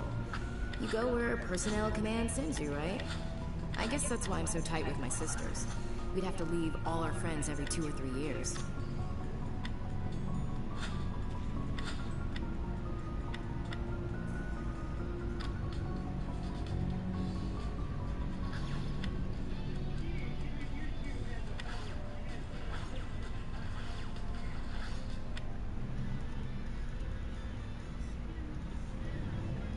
I was an only child, but I get the idea.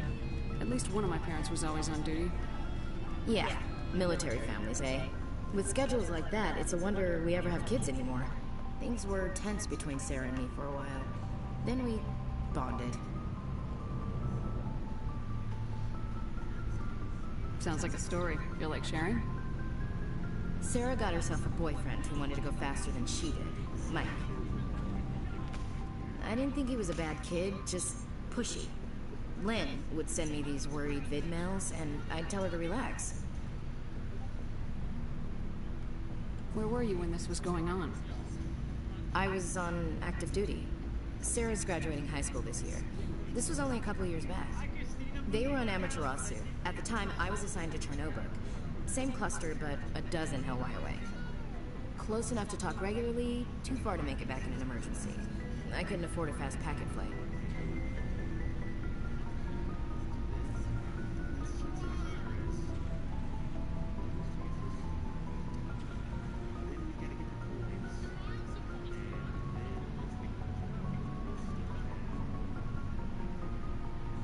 Sounds like that situation didn't last.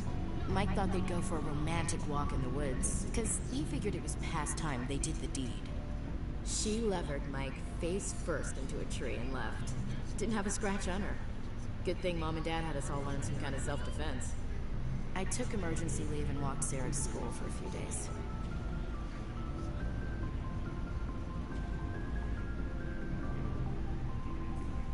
Why didn't you tell the police? She said it wouldn't solve the real problem, and she and Mike would both become household names. It was a small colony. I said it was her call to make, that we should let her do it her way. Mom was pretty pissed about that. You said all of your sisters learned self-defense? Lynn did pistol practice, but didn't like it. She's kind of nervous. Sarah took Aikido.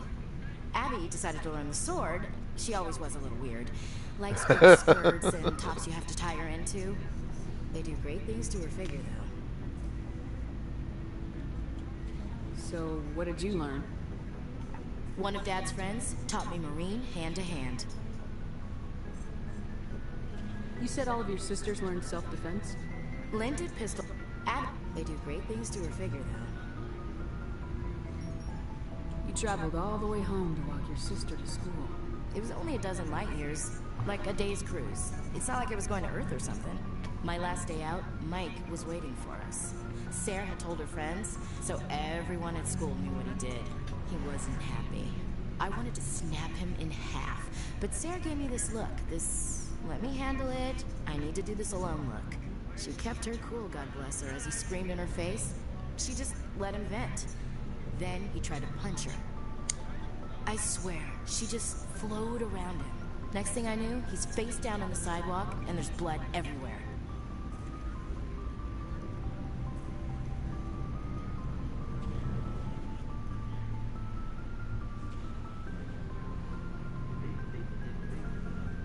That's unbelievable.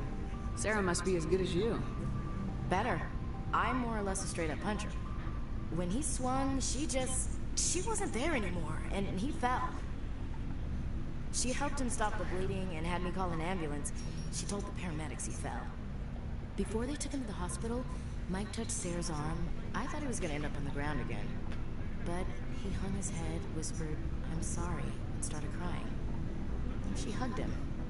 The Williams women are a decisive bunch, Commander. We do things when we're ready. Not before, not after.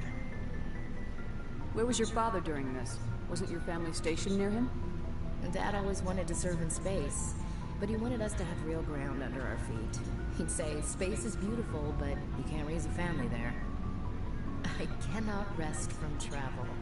I will drink life to the lees. All times I've enjoyed greatly. Pokeballs out. Suffered greatly, both with those that loved me and alone. For always roaming with a hungry heart, much have I seen and known. Cities of men and manners, climates, councils, governments. I never thought I'd hear you reciting poetry. Just because I can drill you between the eyes at 100 meters doesn't mean I can't like sensitive stuff. Just don't spread it around. Ulysses was my dad's favorite poem. Every time he shipped out, he recorded me reading it.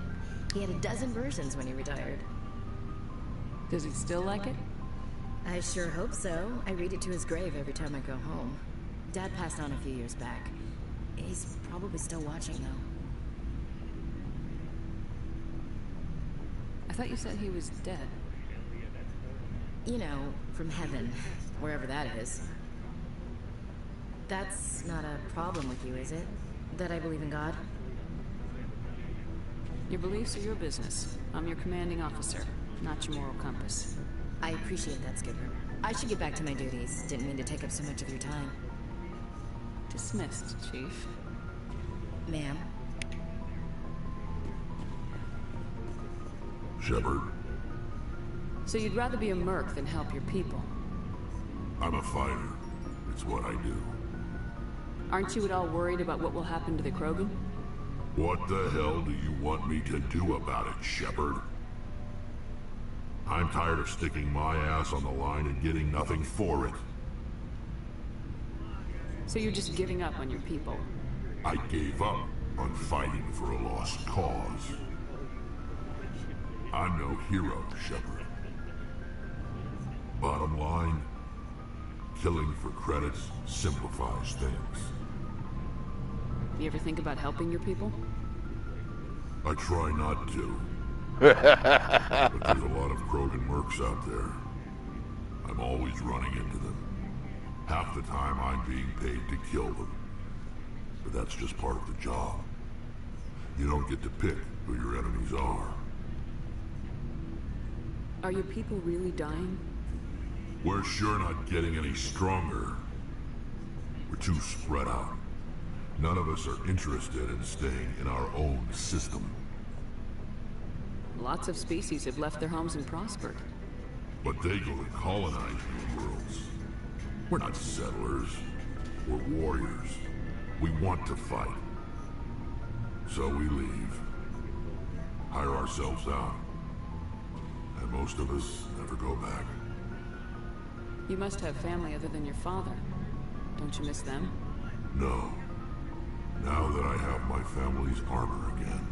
What can you tell me about the Genophage? Ask the Solarians if you want details. They made it. All I know, it makes breeding nearly impossible. Thousands die in stillbirth, and most never get that far. Every Krogan is infected, every one. And no one's rushing to find a cure.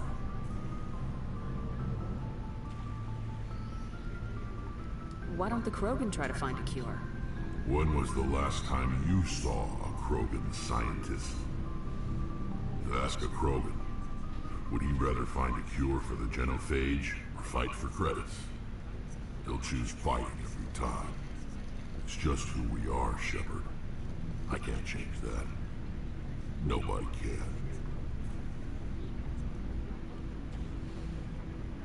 How long have you been a merc? Long enough. I took my first contract right after I left my home system. It's good work, but doesn't kill you. I get the feeling you enjoy your work. Sure. You get to see the galaxy on someone else's credits. And most days end with a good fight. I've tried more organized fighting, private armies and such, but it gets too messy. I fight best on my own, or in very small groups.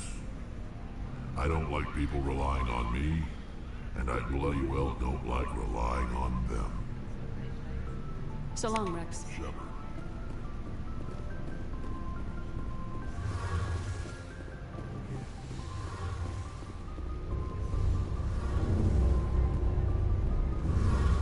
Shepard, I'm glad you're here.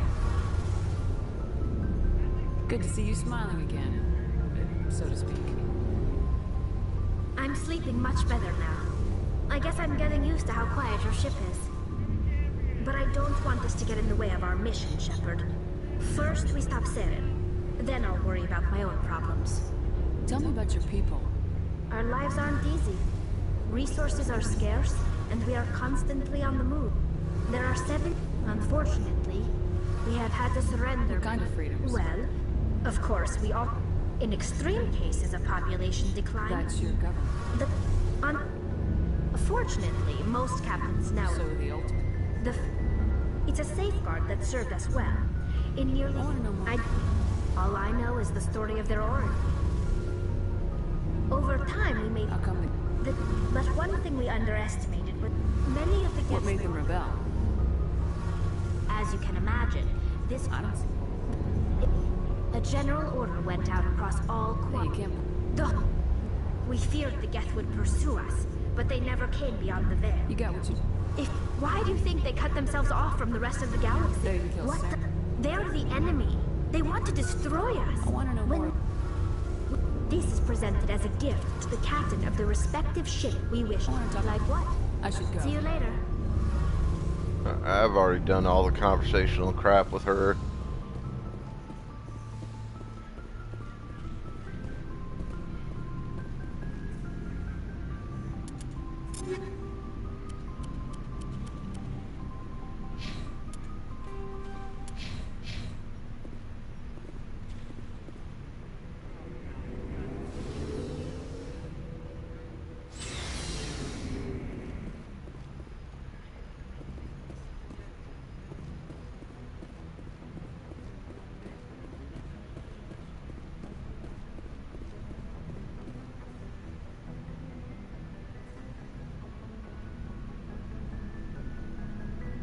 Commander, do you have a minute? I always make time for my officers. Off the record, I think there's something wrong here. This Saren is looking for a lost mass relay to who knows where, but we can't get backup from the Council? Sorry, Commander. There's writing on the wall here, but someone isn't reading it.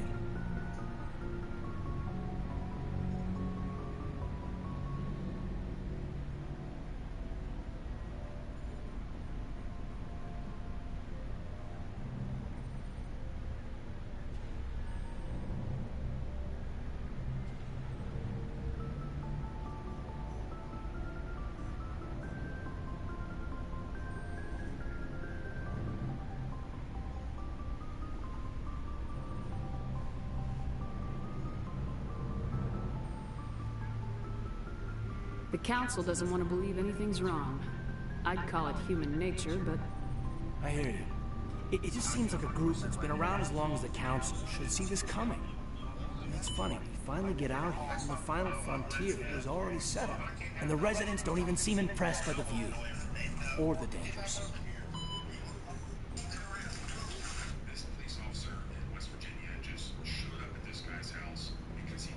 Well, you're a romantic. Did you sign on for the dream, Malenko? Secure a man's future in space? Yeah, I read a lot of those books when I was a kid, where the hero goes to space to prove himself worthy of a woman he loves. You know, for justice. Maybe I was a romantic in the beginning, but I thought about it after brain camp. Biotic acclimation and temperance training. I'm not looking for the dream. I just want to do some good. See what's out here. Sorry if I got too informed. Protocol wasn't a big focus back in Bot. Tell me about it. Biotic acclimation and temperance didn't last past the airlock. To the kids they hauled in, it was brain camp. Sorry, hauled in is unkind. We were encouraged to commit to an evaluation of our abilities so an understanding of biotics could be compiled. There are worse results of accidental exposure to element zero and beats the brain tumors some kids grew up with. Is there some question about how you were exposed? My mother was downwind of a transport crash. It was before there were human biotics, a little after the discovery of the Martian ruins. It only gets iffy around 63 when Kinetics was running out of first-gen subjects. Until then, they'd relied on accidentals. A bunch of guys in suits show up at your door after school, and next thing you know, you're out of Jump Zero.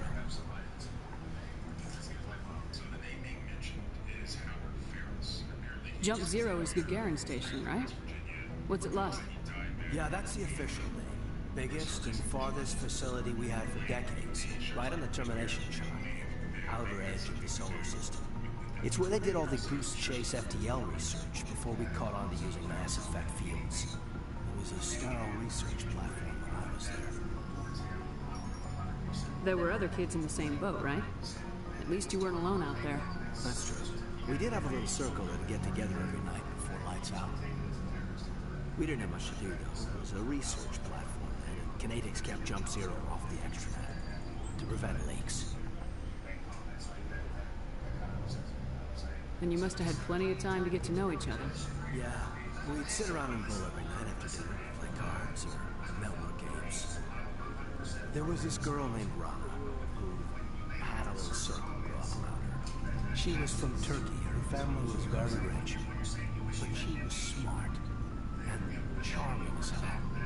Beautiful, but not stuck up about it. Like you, I guess. Sounds like she was special to you. She was. Maybe she felt the same. But things never felt together. Training, you know. You know of any intentional exposures for certain? No one knows. Doesn't mean they didn't happen. As big as the exposures were, it was hard to track down accidentals. It was different. No one knew the potential, so there wasn't a lot of regulation. Anything Kinetics did was gold. I'm not saying they intentionally detonated drives over our outposts, but in retrospect, they were damn quick on the scene. There were other kids in the same boat, right? At least out there. That's true. We have a little circle and get together every night. We didn't have much to do, though. It was a research platform. Kinetics kept Jump Zero off the extranet to prevent leaks. You were all teenagers. I'm sure you found other ways to occupy the time. I'm not the sort who does that kind of thing, Commander. Not likely, anyway. There was a girl I spent a lot of time with. We kept our clothes on. Rana. She was from Turkey, and her family. Like you, I guess. Jump Zero's a long way from home. What was it like? The grand gateway to humanity looks a lot better in the vids. Anyway, this was supposed to be a casual debrief, not a bull session about stuff that happened years ago. I wanted to get to know you a little better, that's all. Thanks for the talk, Caden. Well, you're welcome, man. You, make a habit of getting this personal with everyone? No, I don't. We'll talk again later. But, yeah. Anything you need, Commander? What's your opinion? Killing Saren's, was Benezzi anyway. Second in command? Advisor? Anyway, I guess we'll be the ones to tell Dr. Tassoni. It's a hell of a thing to drop on. Any opinion on the Rachni? Off the record, if we had the option, I'd as soon have left it to the Council. We weren't out here during the Rachni War. I'm not sure we have any business getting involved. I've wasted enough of your time for now, Commander. We'll talk later. I'd like that. Alright, now that the conversational stuff is out of my way,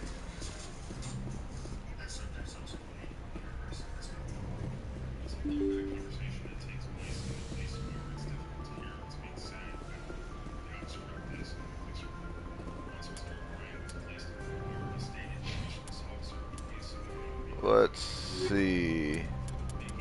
Let's do Cerberus first. Yangtze system. Voyager cluster.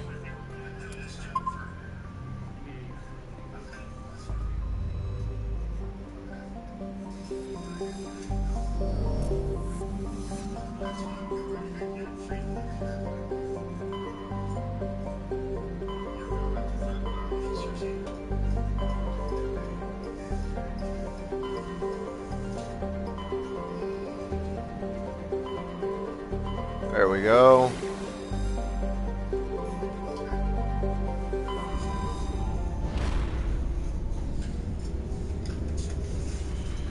Pokeballs out.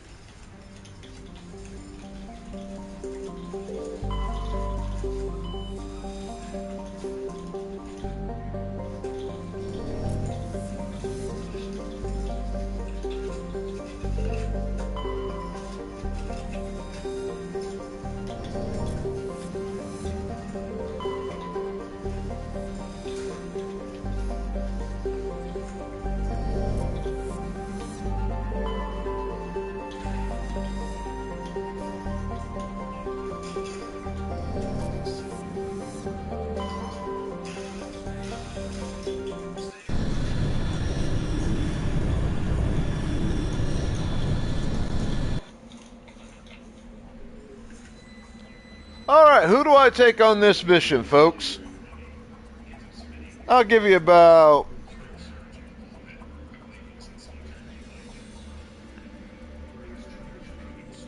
2 minutes to make a choice.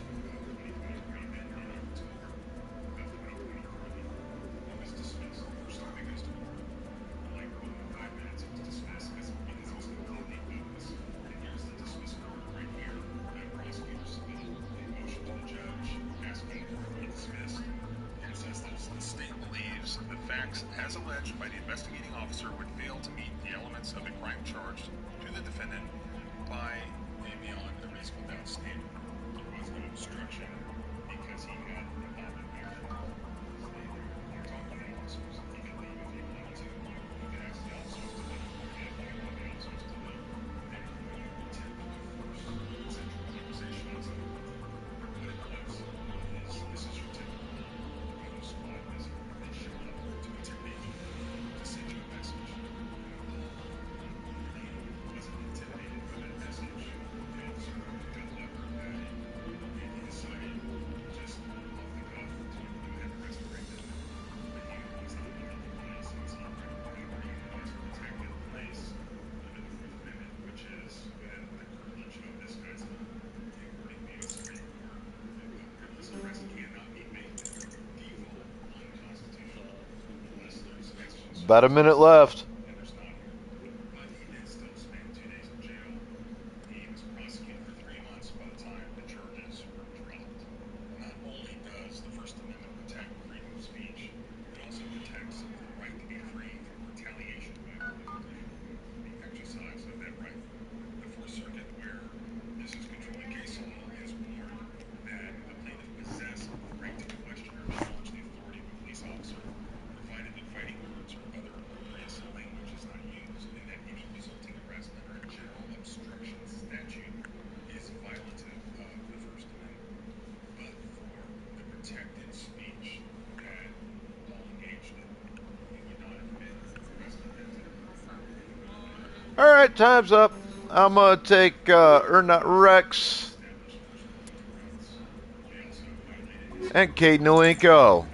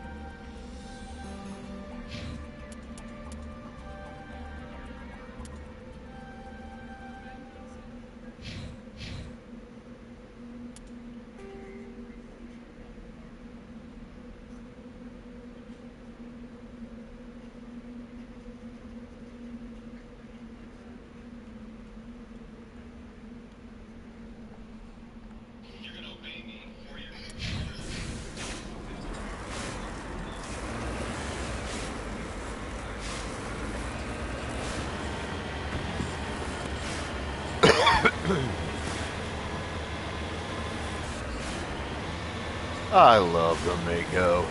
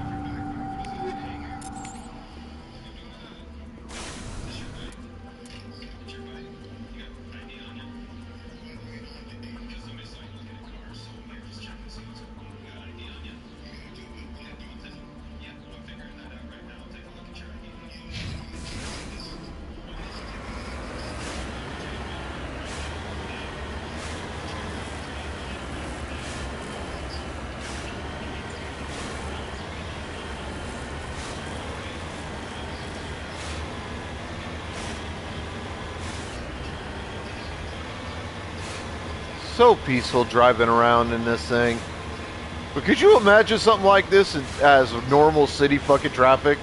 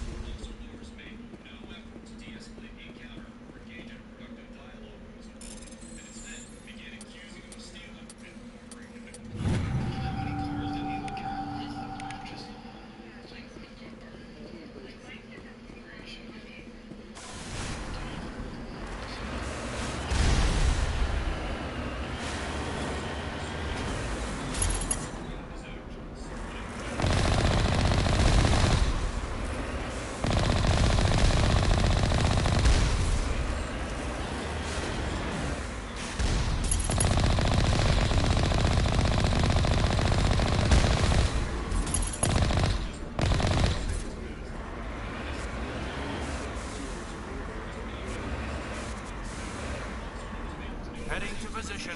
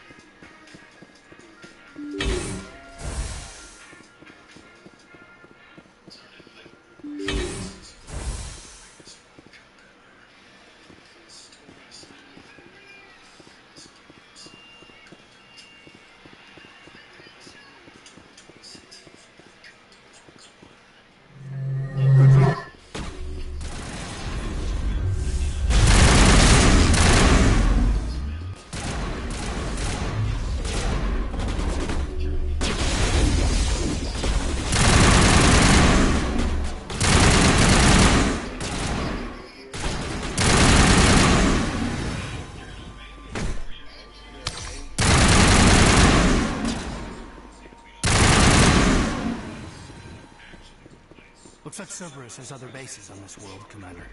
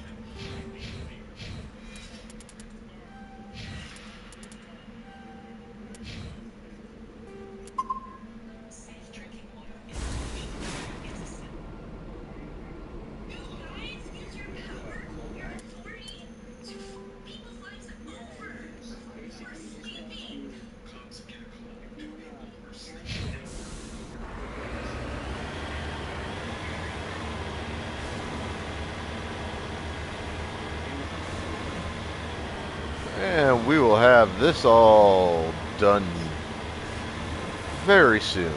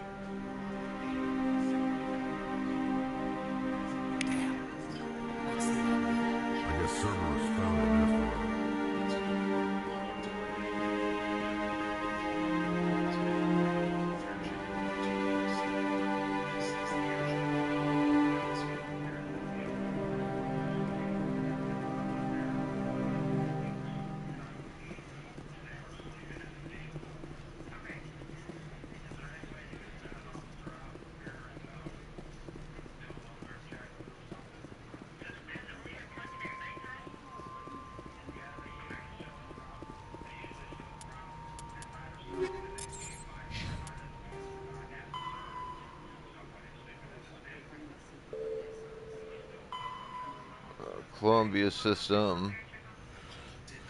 Nephron in the Columbia system.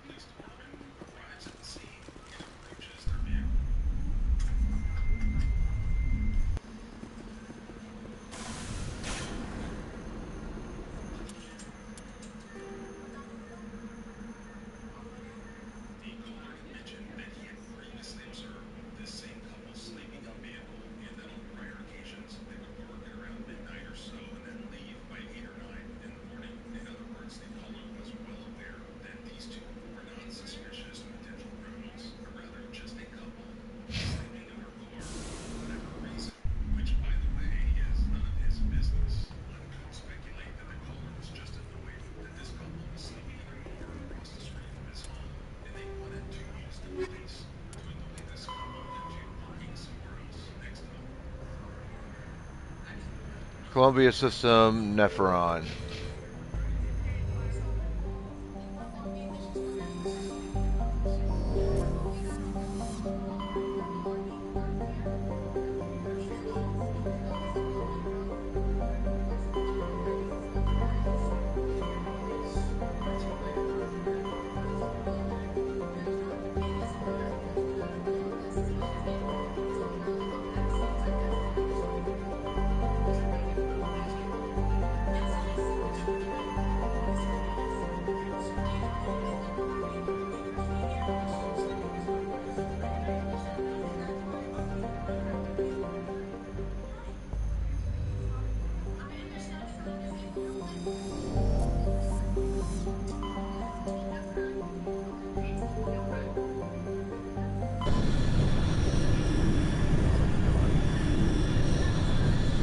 Commander, incoming signal from 5th Fleet HQ on the Citadel.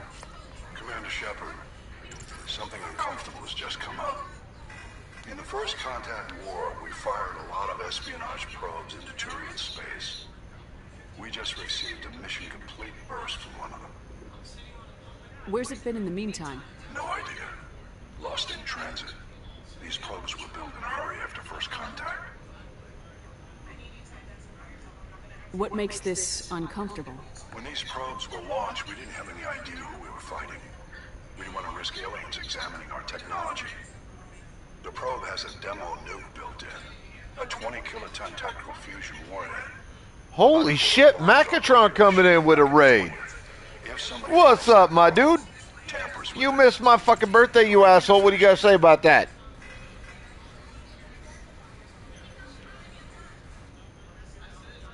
I understand this must be handled, but I don't have anyone trained to deal with this sort of thing, sir.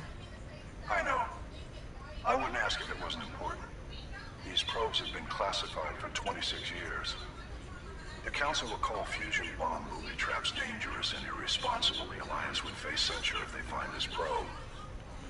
I'm asking you because the Normandy can get on site. It's in the Voyager cluster. Excuses, Mac. It's in the Voyager. Good night, my dude. That's the opposite. I know side your of the happy alliance. ass is on the other side of the pond from me somewhere. Like Ireland or England or some shit like that. You're like out there. Possibly got very badly lost. It could have been wandering the relay network since the war.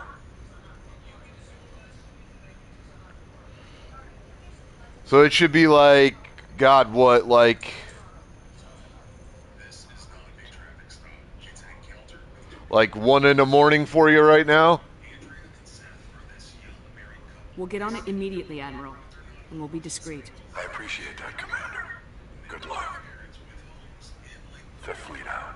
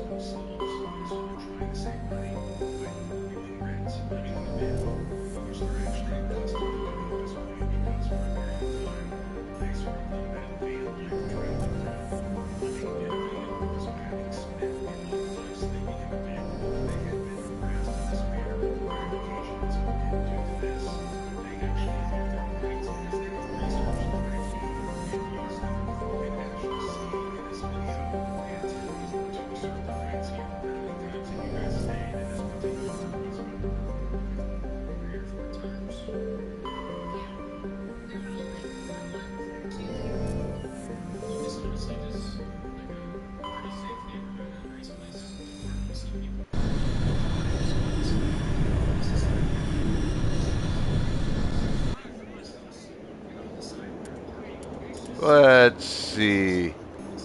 Let's go with the ladies this time out.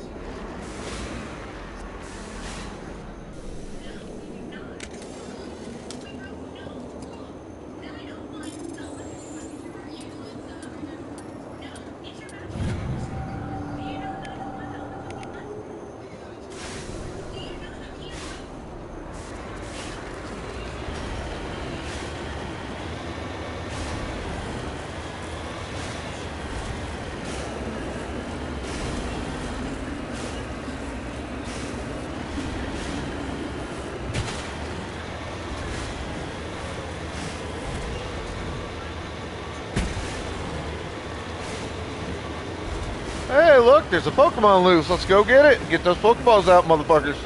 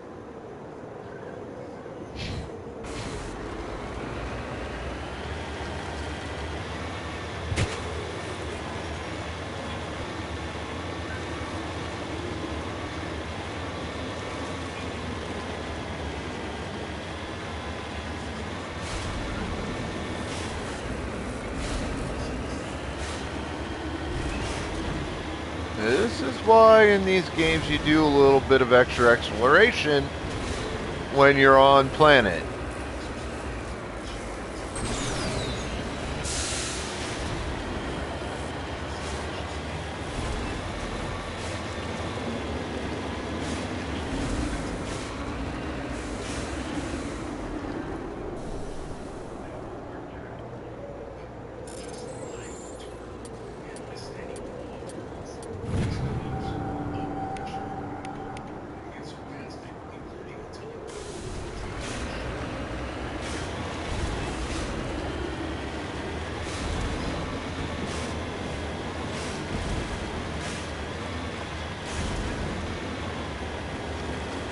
You never know what you might find.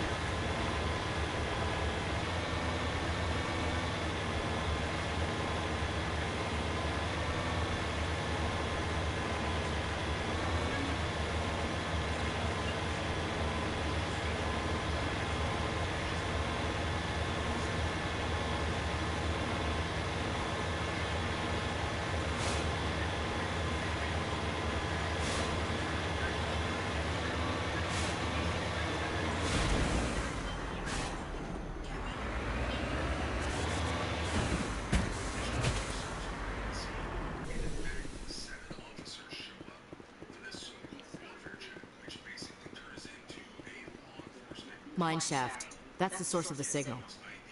A trap. It has to be. Yeah, this thing didn't crash. Somebody moved it here. They may not know what they have. Let's find it before they set it off. All right, Shepard.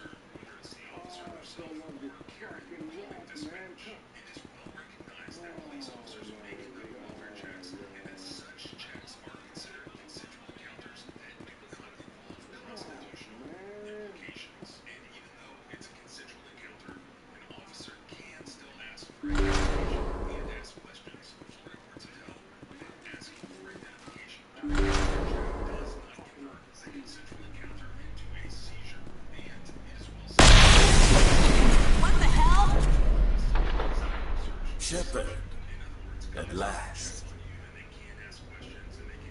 Have we met? My name is Ilanos Halliot. I doubt you know it. Who do you think runs the Terminus clan, Shepard, huh? Thousands of pirates, slavers, criminals of every stripe. In most criminal organizations, it's the one who's recognized as the most successful. That's correct. The one who kills the most men, seizes the most ships, pillages the most colonies. 3 years ago, I was the strongest. I used my influence to assemble a fleet. We would drive your kind out of the Verge.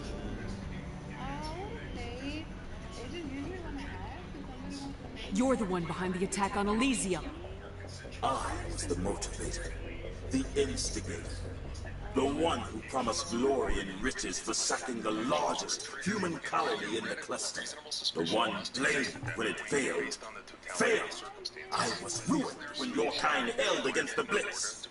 What better way to recover my reputation than by eliminating the first Remember where human I spectre? pointed out that this was not a traffic stop? Why is that important? This is where Florida state law comes in, because if you're operating a motor vehicle in the state of Florida, you must carry and present a valid driver's license when an officer lawfully stops you and asks for it under Florida Statute 322.15. Here, if this wasn't a traffic stop and there doesn't appear to be any dispute that it was not, Florida Statute 322.15 does not apply. It only applies when operating a motor vehicle. So if someone isn't operating a motor vehicle and yet they still get detained by the police, we're then back to looking for the existence of reasonable suspicion in order to determine whether or not this detention is lawful. Florida does have what they call a stop and frisk law.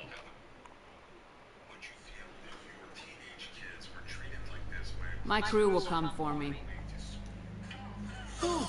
Let them. We'll be ready. An Alliance warship would make a fine prize. Oh, and if you haven't noticed, the oars here are laced with heavy metals. I'm afraid your suit radios aren't powerful enough to transmit out.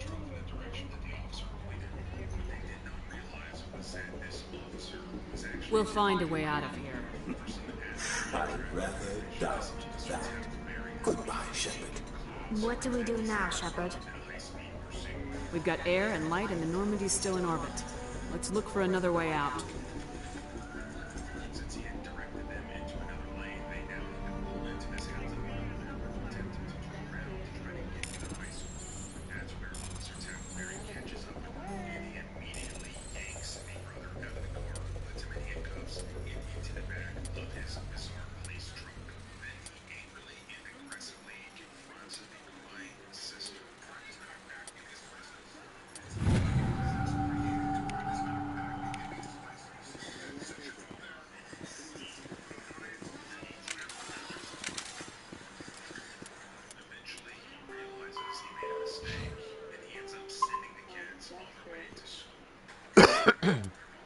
God damn it.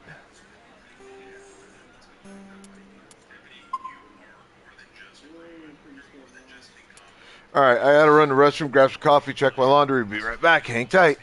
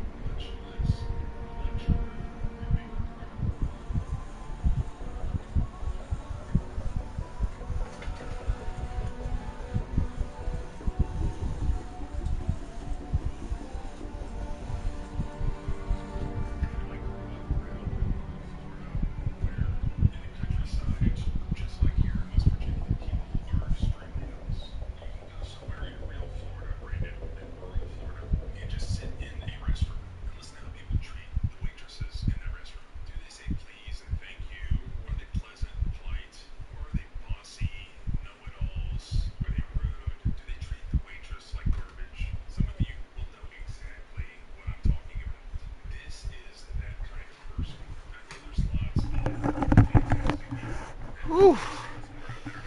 Okay, I feel a little bit better.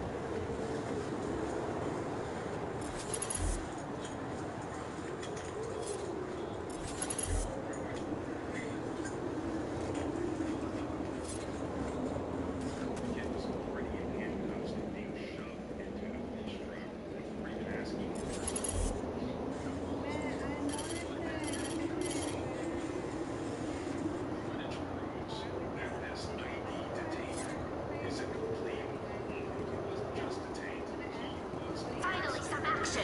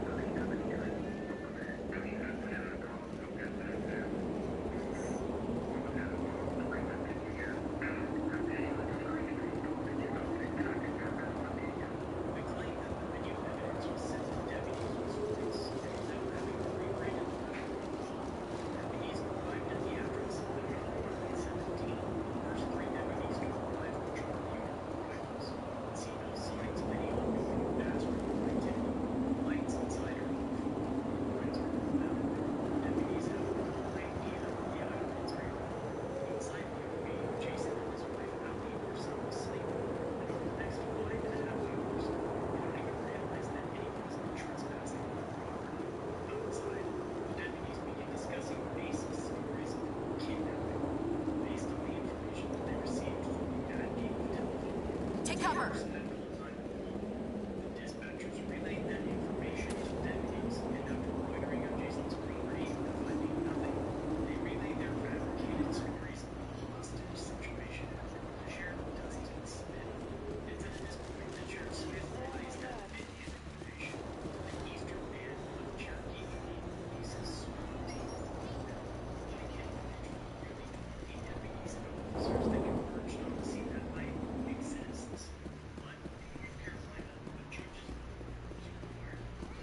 Pokeball's out.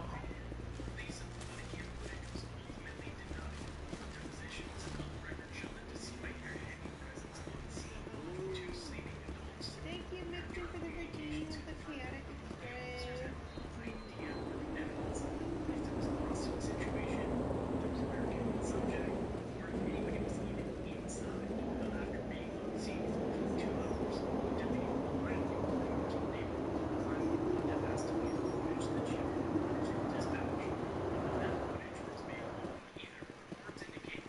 I just signed it.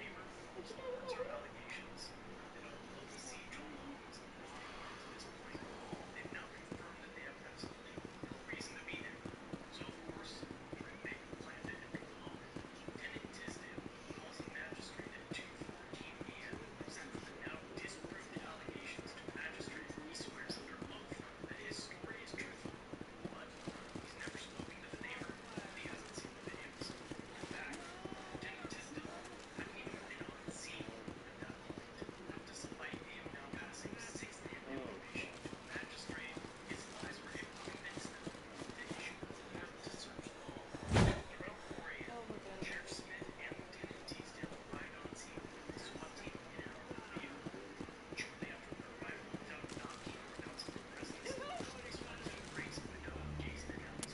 Okay.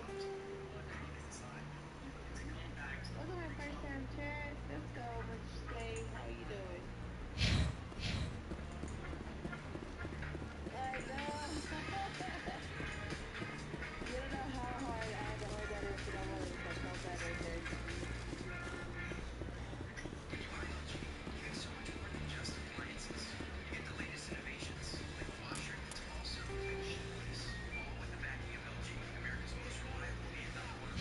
You know what? Let's actually just make this easier. Let's load.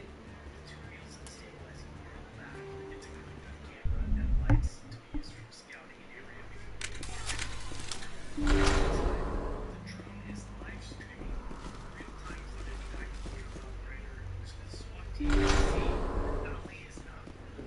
you go faster when you move. Okay. Oh my god.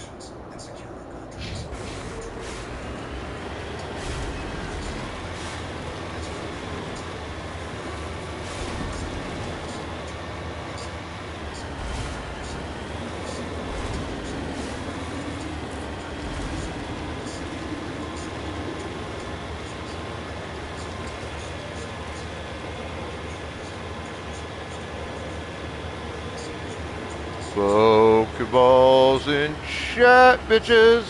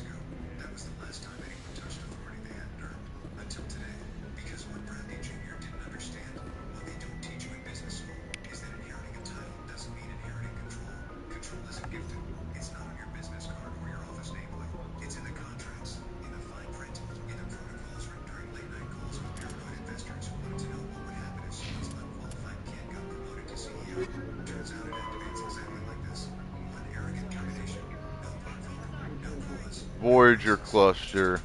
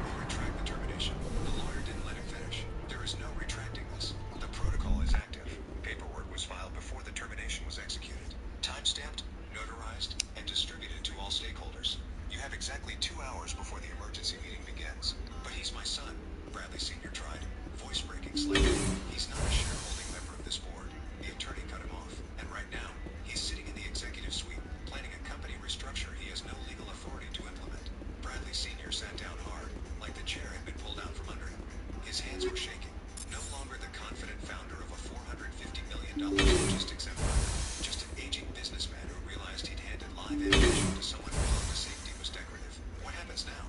He asked, voice barely audible. The general counsel closed his briefcase.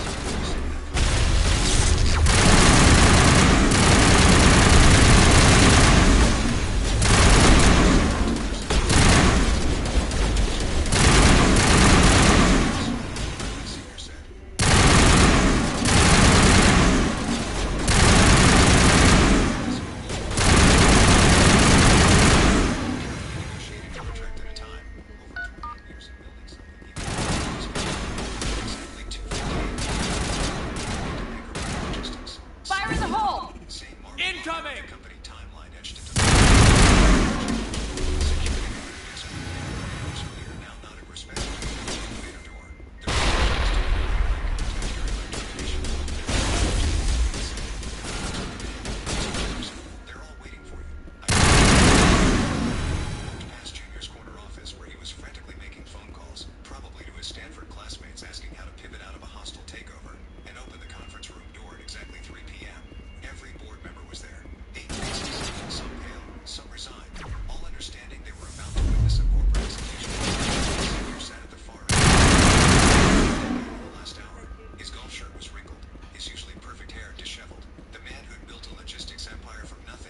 And that takes care of this room. I didn't sit down immediately. I opened my briefcase with the same calm precision I learned in the Navy, placed a single document on the polished conference table, and spoke clearly to the room. As majority shareholder of Anchorpoint Logistics, I formally request a binding vote to rescind all executive appointments made in the previous 48 hours, pending confidence of shareholder. The words hit the room like a gavel. No one moved at first, just silence, the kind you get when everyone knows they're watching history unfold. The board chair, Harold Weinstein, cleared his throat and adjusted his glasses. Motion received and logged. Emergency session is now in order under Section 12B protocols. I finally sat down. Not in Nate's chair, not in some corner spot, but in my chair. The one at the head of the table that I'd earned through 28 years of keeping this company profitable while others played with org charts and mission statements. The nameplate in front of me read Charles Patterson, majority shareholder.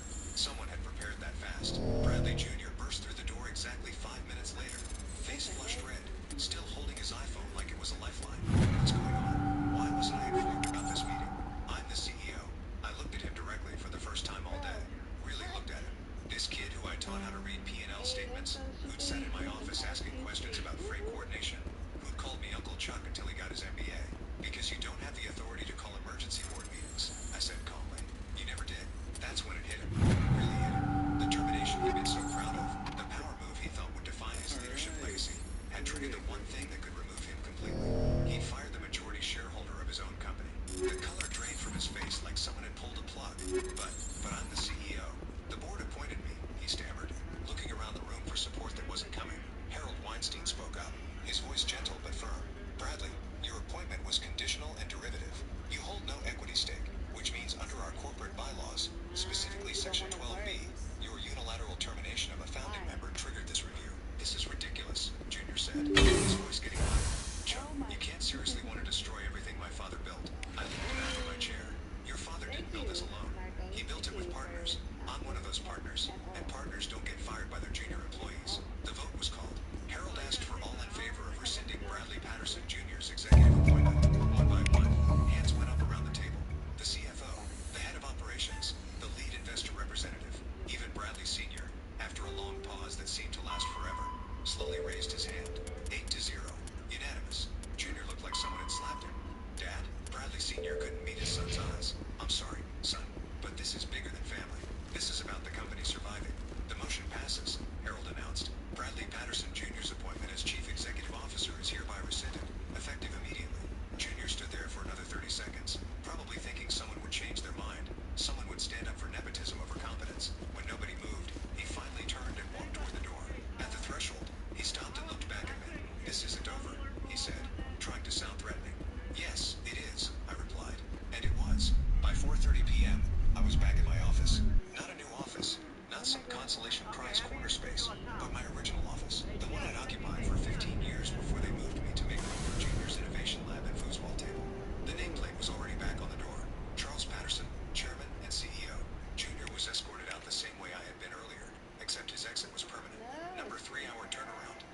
secret protocols to activate.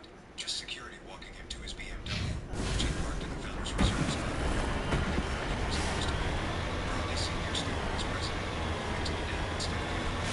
He understood infrastructure, but accepted his command from his son's experience. He both knew during our private conversation. He actually thanked me. I love him before the whole business started. The next morning, there was no private announcement, no company, just business as usual, except that the person running it, logistics, was the person eventually be running it off. Not just being efficient, drivers can progress. Everyone's staff kept their jobs. Our plans kept getting the shipments on time. The only thing to change was the decisions were made by us. 20 years of logistics experience instead of 728 days of FEA. Sometimes power isn't loud or flashy. It's patient, strategic, and impossible to fire. Sometimes the person you underestimate is the person who built the very ground you're standing on. And sometimes, when entitled leadership finally meets earned authority, justice is served quietly, legally, and permanently. Subscribe if you want more stories about what really happens when corporate nepotism crashes into corporate reality. Trust me, you'd be surprised how often this plays out in America's boardrooms. Soup call of the day. The CEO's son. Day one in the big chair. Me, Chuck Patterson. The guy that you see in this video, Anthony Silva, ended up being paralyzed as a result of this interaction with these police Let's get some Pokeballs out. for like a year, nearly, in the hospital, and then died. Bicycle cop riding around, and from what I can gather, having watched every bit of this video now, the subject that they encounter, Anthony Silva, the only allegation against him that I can tell is public. You can see for yourself in this footage exactly what happens after that. Newton system, Kepler Verge. Transmission coming in, Commander. I think you're gonna want to hear this one. Greetings, Commander Shepard. I represent a party interested in obtaining information on Cerberus activities. Who are you, and who do you represent? Who I am is inconsequential. Suffice to say, I am an agent for the Shadow Broker. You see, Admiral Kahoku contacted my employer looking for information on the location of any Cerberus facilities. We provided that information on the promise that he would turn over copies of all files gathered from the Cerberus systems to us. Did you have anything to do with Admiral Kahoku ending up dead? We had no reason to harm him. He was going to provide us with information about Cerberus. Information that is now in your possession. You must have some connection to Cerberus. How else could you tell Kahoku where to find him? Information is our business, Commander. Through our contacts, we were able to determine that the Cerberus group was active in the Voyager cluster. Unfortunately, that was all we were able to find out. That is why we are so interested in acquiring copies of the files from you. We're gonna handcuff your left hand. Don't do anything stupid. We're gonna see your backpack off, alright? Cool. I see what you're trying to do. Let's take his handcuff off. Let's hold his hand. I'm not into that. All right, I'm going to give you guys about 2 minutes. You can decide how I respond. 1, that's treason. 2, forget it. 3, what's in it for me? Time's ticking.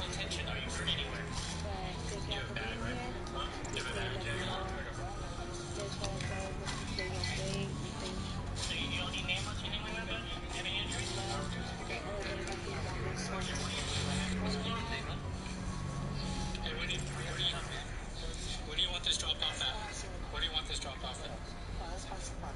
I can't go with you. You're going to jail. Where's your cash app? Where's your cash app? Ladies. Just now.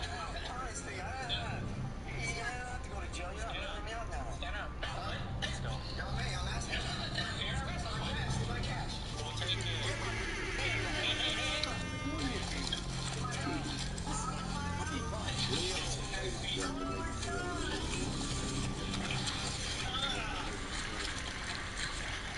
Big raid from Baby Love 13 coming in with organized chaos with a big raid at 16 music.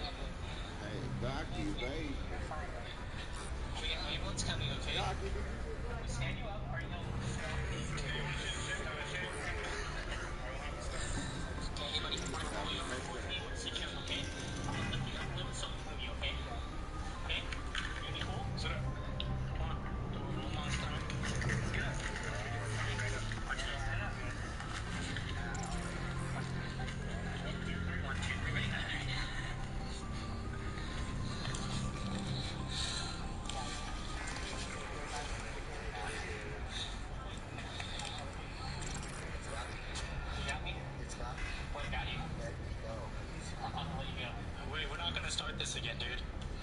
Relax, dude. Relax. You're going to jail, so relax. You got one felony charge already. And you're willing to fight me. You good? Yeah, but you did. No. Well, you like shoulder checked me. Yeah. So. I should. My arm on, so I should calm down. You could brief him up. Stand by. No, sit down. Just stay asleep. And you was last time you used? Just so we be honest. Just so we know for ambulance, man. Just be honest, man. This is what's in your ears. What's guys gonna ask you too? What? When?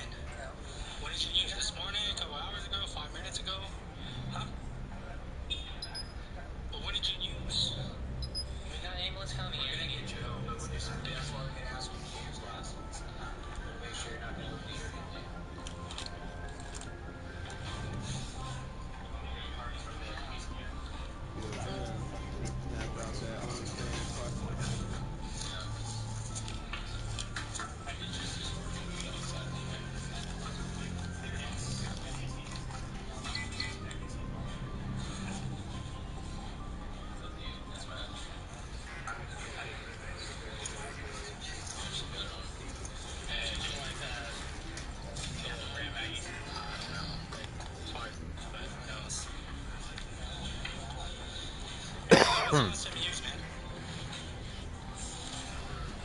Alright, that's it. Time's up.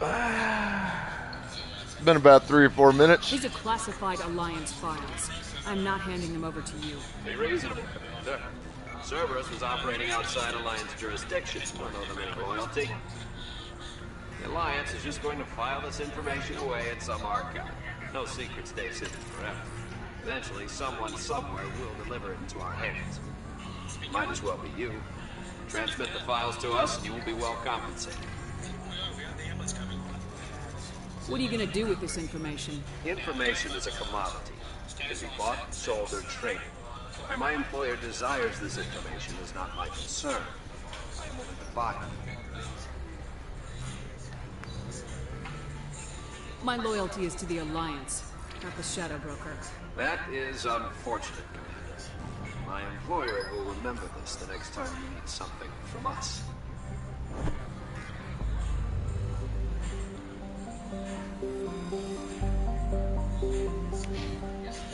Let's see. I think it was the Kepler Verge system I needed to go to. Yes, Kepler Verge.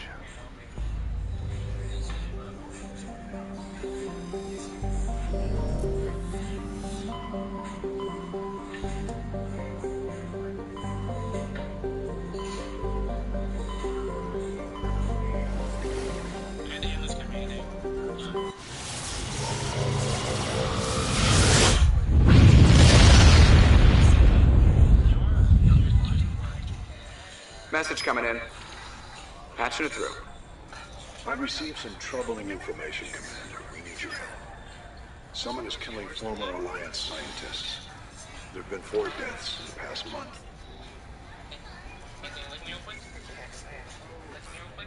Former scientists. Sounds like someone has a project they'd like to keep secret. All 4 scientists worked on a classified project in Macuse. There was a brutal massacre there years ago. An entire unit was killed by threshold bombs. It was classified as a natural hazard.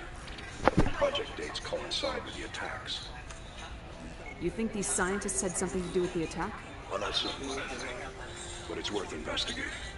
There was one other scientist on the project, Dr. Wayne. I'm transmitting his last known coordinates. Good luck. 50 down.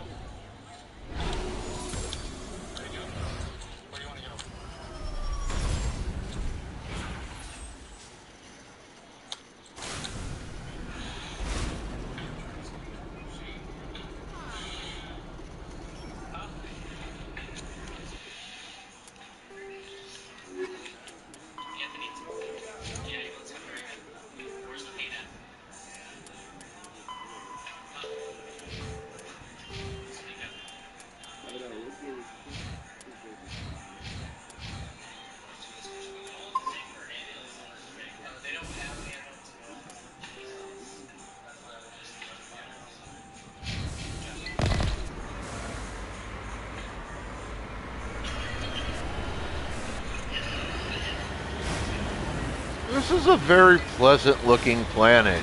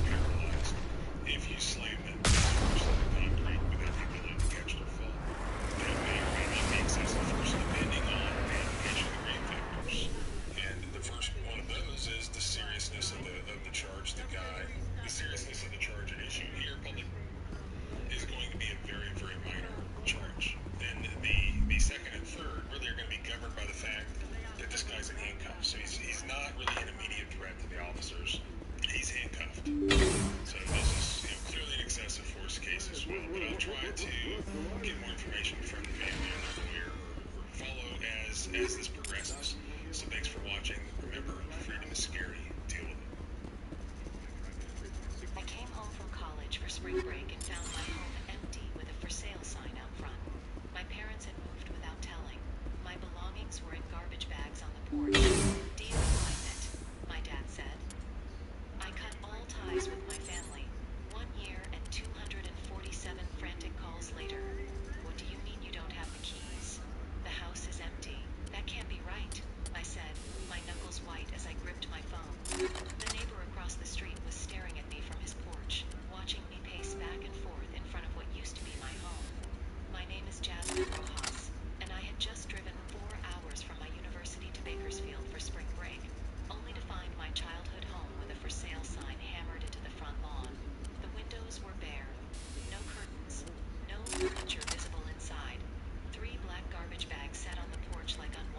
chests.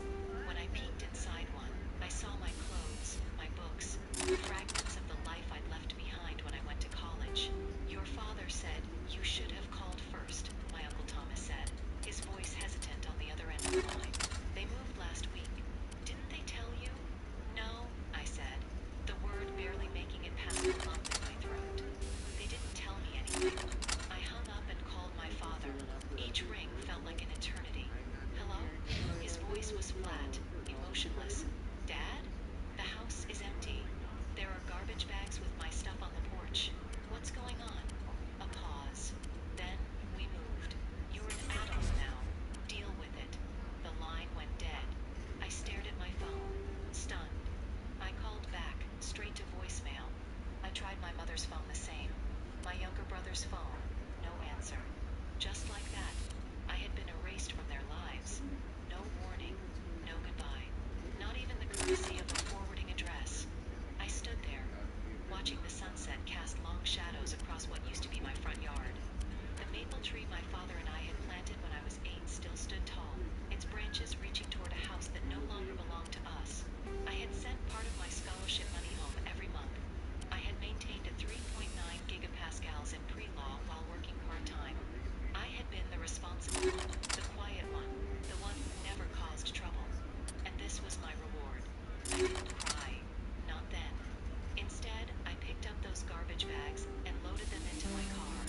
I checked into a motel for the night, laying out my salvaged possessions on the scratchy bedspread.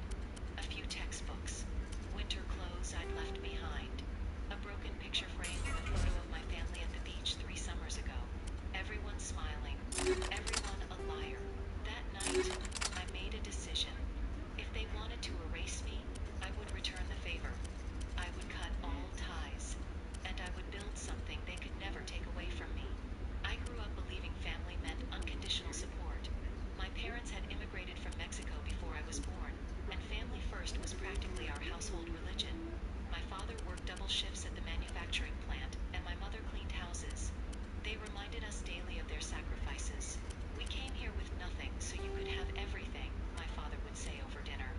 "Education is your ticket." I took those words seriously.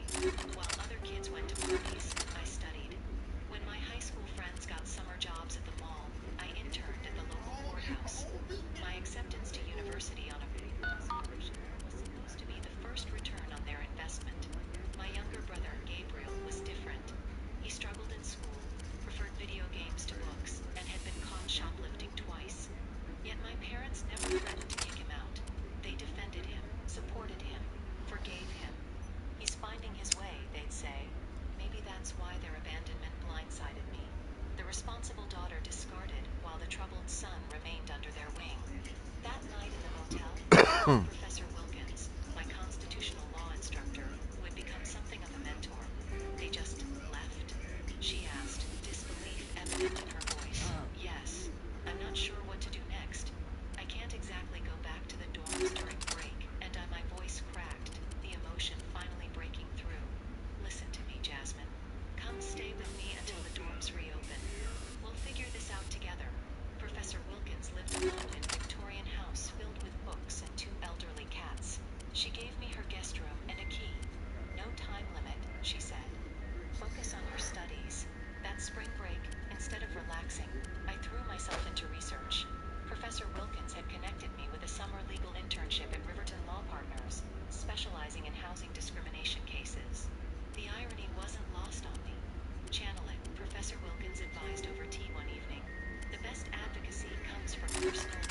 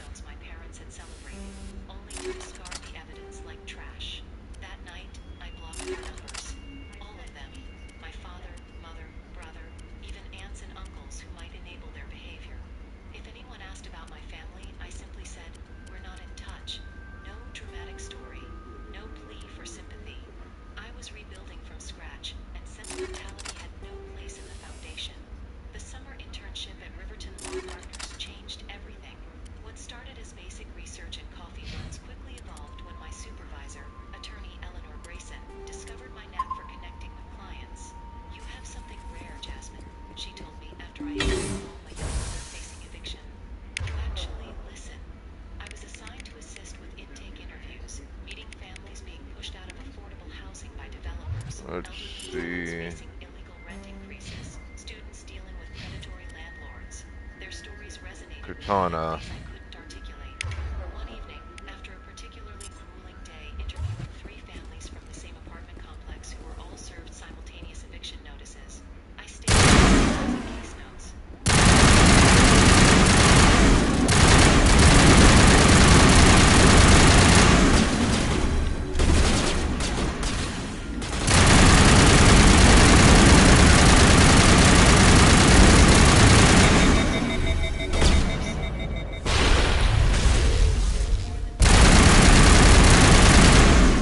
I insisted. 2 weeks isn't enough time to find new housing, especially with security deposits and first month's rent. The system is broken, Eleanor agreed. So what are you going to do about it? With me for days. What could I, a second-year pre-law student with an internship, possibly do? The answer came unexpectedly during the university financial aid seminar. The teacher mentioned that projects addressing community needs. The application deadline was just 2 weeks away. I stayed up 3 nights straight drafting a proposal for a housing advocacy program specifically for students and low-income families. I called it Safe Space Initiative. Eleanor helped me refine the legal aspects, and Professor Wilkins reviewed the final application. While waiting to hear back about the grant, I received the first of many calls from my parents. It came 6 months after they'd abandoned me. A voicemail from my father. Jasmine, your mother is worried about you. Call us. No apology. No explanation. Just an expectation that I would respond to their summons like an obedient daughter. I didn't call back. 3 days later, another voicemail. This silent treatment is childish, Jasmine. We're your family. I saved the message but didn't respond. The calls increased in frequency. Sometimes my father, sometimes my mother. Occasionally, my brother. Their tones ranged from demanding to pleading. None acknowledged what they had done. When the university awarded me the Social Innovation Grant, $25,000 to launch Safe Space Initiative, I didn't share the news with them. When I was offered a paid position at Riverton to continue my work through the academic year, I celebrated with Professor Wilkins and Eleanor instead. My new family was forming around me, people who supported me not out of obligation but out of genuine respect and care. By January, the Safe Space Initiative had assisted 23 students fighting wrongful evictions. We operated out of a converted storage room in Riverton Partners with 2 volunteer paralegals and a rotating schedule of law students working clinical hours. Most days, I rushed from classes to the office, spending evenings reviewing cases and refining our approach. It was exhausting but fulfilling. Stay back! I've got no grief with you. All I want is this bastard. Please! He's a madman! Mr. Toombs, you're insane! You need help! It's Corporal! Corporal Toombs! You don't get to lie! Not today! Today it all comes out! When I continued ignoring them, they enlisted relatives. What are you talking about? Why do you want to kill this man? My Aunt Lucy Want? texted. What I want is my life back. I didn't respond to these messages. I want to go to sleep without screaming in my dreams. I want the people who sent me to Akuz brought to justice. I was counseling a sophomore. Can't you see that Toombs is crazy? Shoot him! Had rented his room to someone else despite his paid up. But if I can't get that, I'll have to settle for killing the men who took my life away. What did the doctor do to you, Corporal? We were on Akuz. When the Thresher Maws hit, my entire unit was wiped out. The Thresher Maws, the scientists were studying them. They let them hit our unit just to watch. I woke up in a holding cell. The scientists were delighted I'd survived. Now they had someone to run tests on. Would you mind waiting outside for a moment? After he left, I uncovered. What kind of tests are we talking about? You can't believe Toombs. He doesn't have any proof. I demand a fair trial. Ever had Thresher Maw acid in your veins? I have. They wanted to see what it would do. They treated me like a lab animal. I only escaped because somebody destroyed Cerberus, their big organization. This is justice. This man deserves to die. So, are you going to kill me or not? You're better than this, Toombs. You're not like them. Don't tell me who I am. You got away with a few scratches and a scary reputation. The rest of the unit died, and I was tortured for years, Shepard. You can't judge me. You don't have the right. Toombs, if I could have helped you on Akuz, I would have. All I can do is help now. Let me. Okay. Please respect my boundaries. I'm no murderer. They couldn't make me one. Just as long as he goes to trial. Maybe the screaming will stop now. I don't know. Those bastards can't hurt you anymore. Joker, tell the Fifth Fleet we need a ship for pickup. Aye, aye, Commander. I hesitated, then told her about the call. Part of me wants to believe they had a good reason. I admitted that it wasn't just cruelty. Eleanor considered this. People rarely ask. That's some sick, twisted shit. Excuses aren't the same thing. Whatever financial troubles they had, they chose to handle it by abandoning you without warning. She was right. And yet, my mother's explanation planted a seed of doubt. What if there was more to the story? They had been desperate. The next day, against my better judgment, I did something I'd resisted for months. I searched for my family online. What I found shattered any emerging sympathy. A cheerful Facebook post from my mother dated just 3 weeks after we moved, showing her, my father, and Gabriel smiling in front of a new house. The caption read, "New beginnings, so blessed." There had been no financial crisis. There had been no foreclosure. There had just been a decision to leave me behind. The unanswered calls accumulated like falling snow. A 20, a 50, 200. My parents' voicemails evolved from demanding to pleading, occasionally peppered with information about their new lives, as if we were having a normal, ongoing conversation instead of a one-sided bombardment. Gabriel got accepted to community college, my mother reported in late March. He's studying computer programming. You always said he was smart. The neighbors brought us tamales, my father announced in April. Not as good as your mother's, but they're trying to be welcoming. These casual updates infuriated me more than their earlier demands. They were living their lives, forming new community connections, celebrating milestones, all while I was still processing the trauma of their abandonment. Meanwhile, Safe Space Initiative was gaining attention. A local news station ran a feature on our work, interviewing several students we'd helped. The university newspaper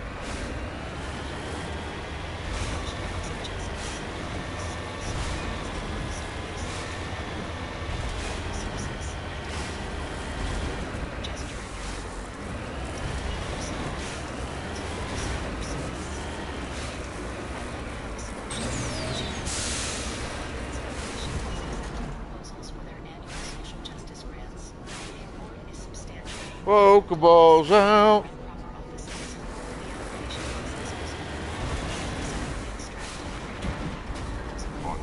testimonials from clients and compiling data on housing and security among students. The final document ran to 47 pages detailing Safe Spaces, mission, methodology, and measurable impacts.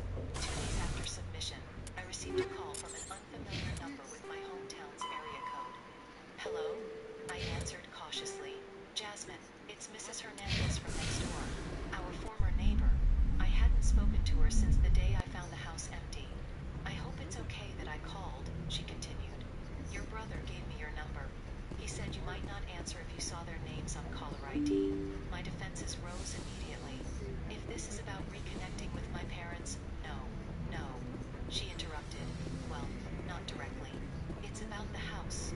Your old house. Someone broke in last night.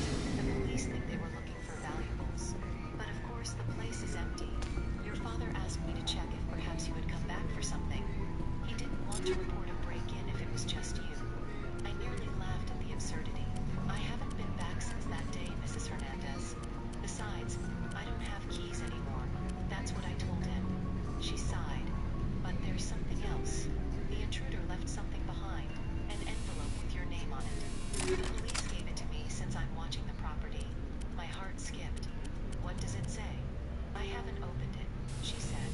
It's addressed to you, but it looks official. There's a law firm's name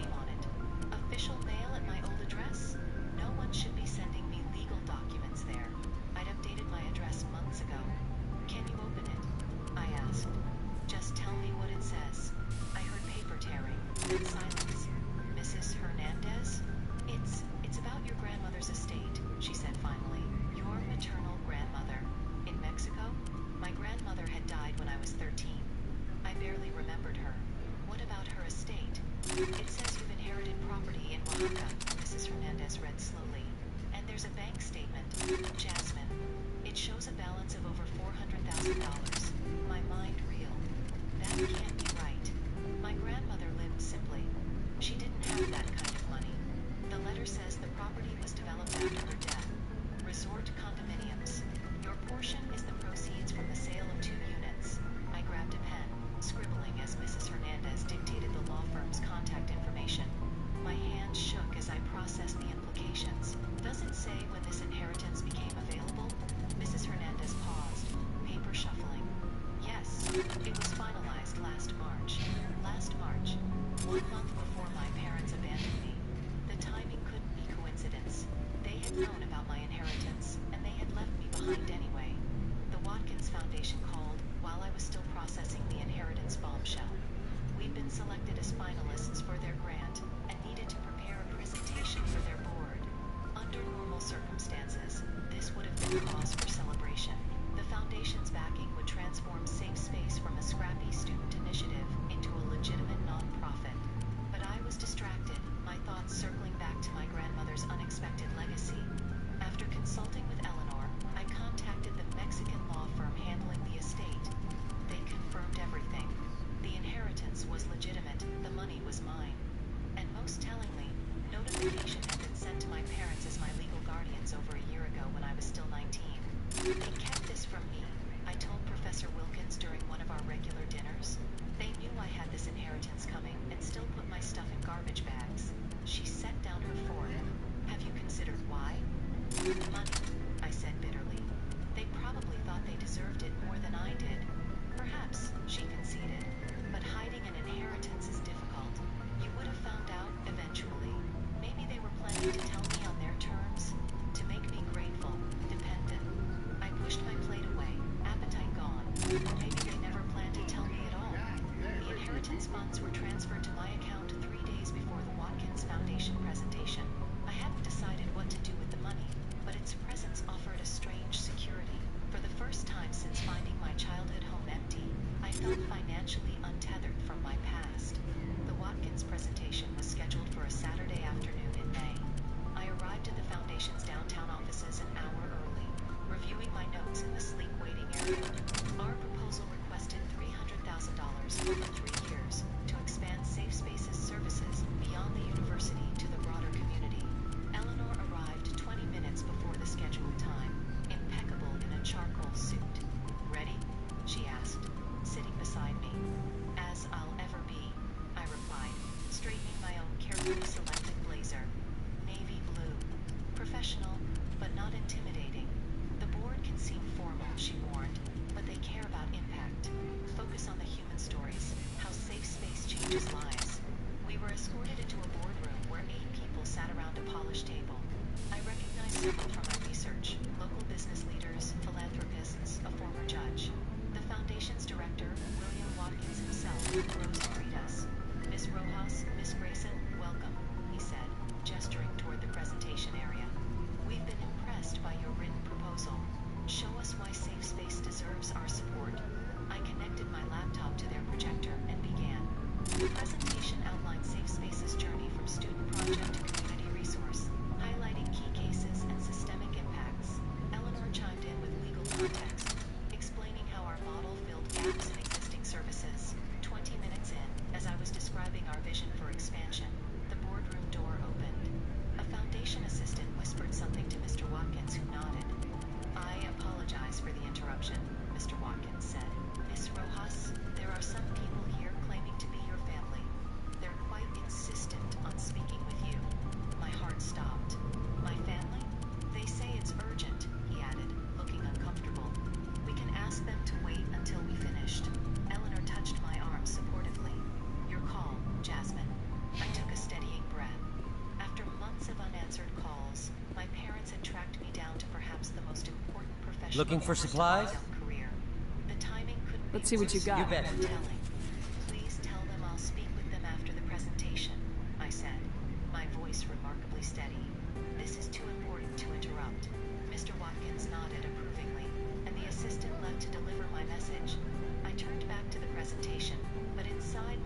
was racing.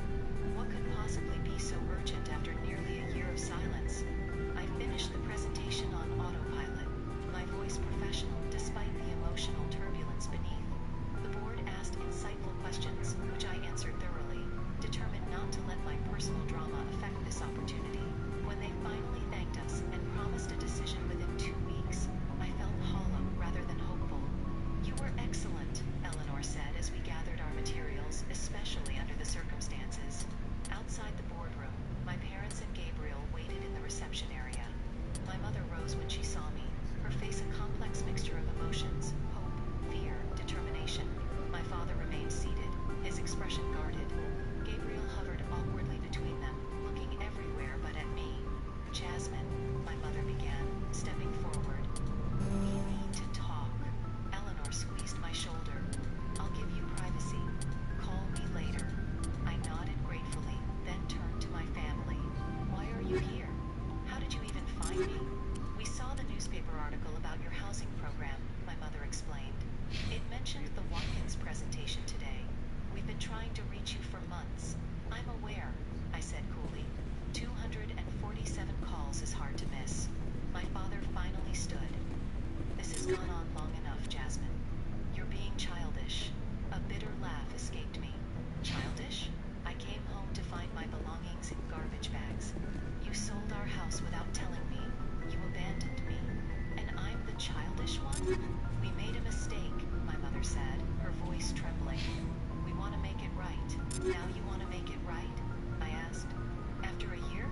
After I've rebuilt my entire life without you? Why now? Gabriel shifted uncomfortably. Just hear them out, Jazz. I know about the inheritance, I said flatly. Is that why you're suddenly interested in reconciliation? Because the money came through? My father's face darkened. Looking for supplies? Let's see what You bet. So quick to discard. I countered. You knew about my grandmother's estate last March. You kept it from me, then threw me away. My mother's eyes widened. You know, I know everything, I confirmed. The question is, what do you want now? The Foundation's reception area wasn't the place for a family reckoning, so we relocated to a nearby coffee shop. I sat across from them, maintaining physical and emotional distance as they attempted to explain the inexplicable. We were ashamed, my mother admitted, cradling her untouched coffee. Your father lost his job, and I couldn't make enough cleaning houses. We couldn't tell you. So instead of asking for help, you abandoned me. I kept my voice low, controlled. We found out about your grandmother's money right after you left for spring semester, my father explained. The lawyers said you'd inherit when you turned 21. We thought if we moved, started over somewhere new, we could fix our finances before you found out. By selling the house and leaving me with nothing, we panicked. My mother said, your father thought you would be better off without our problems. You had your scholarship, your university friends. And now? I pressed. Why the sudden change of heart? They exchanged glances. Gabriel spoke up. They made a terrible mistake, Jazz. They know that now. The safe space thing, my father added gruffly.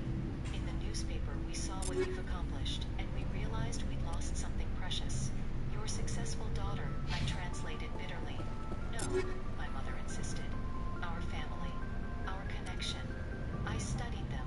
These people who had shaped my early life and then shattered it. My mother looked older, gray strands prominent in her dark hair. My father seemed diminished somehow. His shoulders slumped beneath his worn jacket. Gabriel had grown an inch, his boyish features... Looking for supplies? I've built a new life. Let's see what you got. You bet. Finally, new connections. People who value me regardless of my accomplishments. We're still your family, my father insisted. I met his gaze steadily. Family doesn't put your belongings in garbage bags. Rising from the table, I placed enough cash to cover all our drinks and prepared to leave. I don't need closure. I've moved forward. But if you truly want to make amends, start by respecting my boundaries. As I walked away, I felt something unexpected, not satisfaction or vindication, but a quiet strength. I had faced my abandoners on my own terms, and walked away whole. The next morning, the Watkins Foundation called. Safe Space Initiative had been awarded the full grant amount, with an additional $50,000 for operational expenses. Horsehead's Drennis.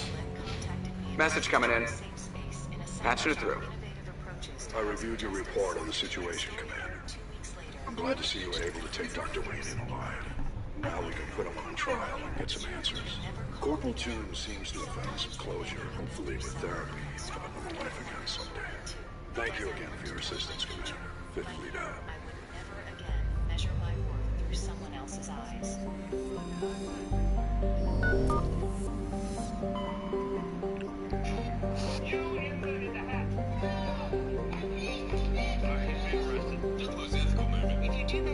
My partner publicly disowned me at our dirty gala, announcing he was selling our $4 million family vineyard without my consent because I was worthless to the brand. I calmly congratulated him. Then I revealed who actually owned the land deed. I stood at the podium watching my husband announce to 300 of California's wealthiest vineyards that he was selling my family's vineyard, the one I'd owned outright for 12 years, and there wasn't a damn thing I could do about it, except there was. But I'm getting ahead of myself. The crystal chandeliers.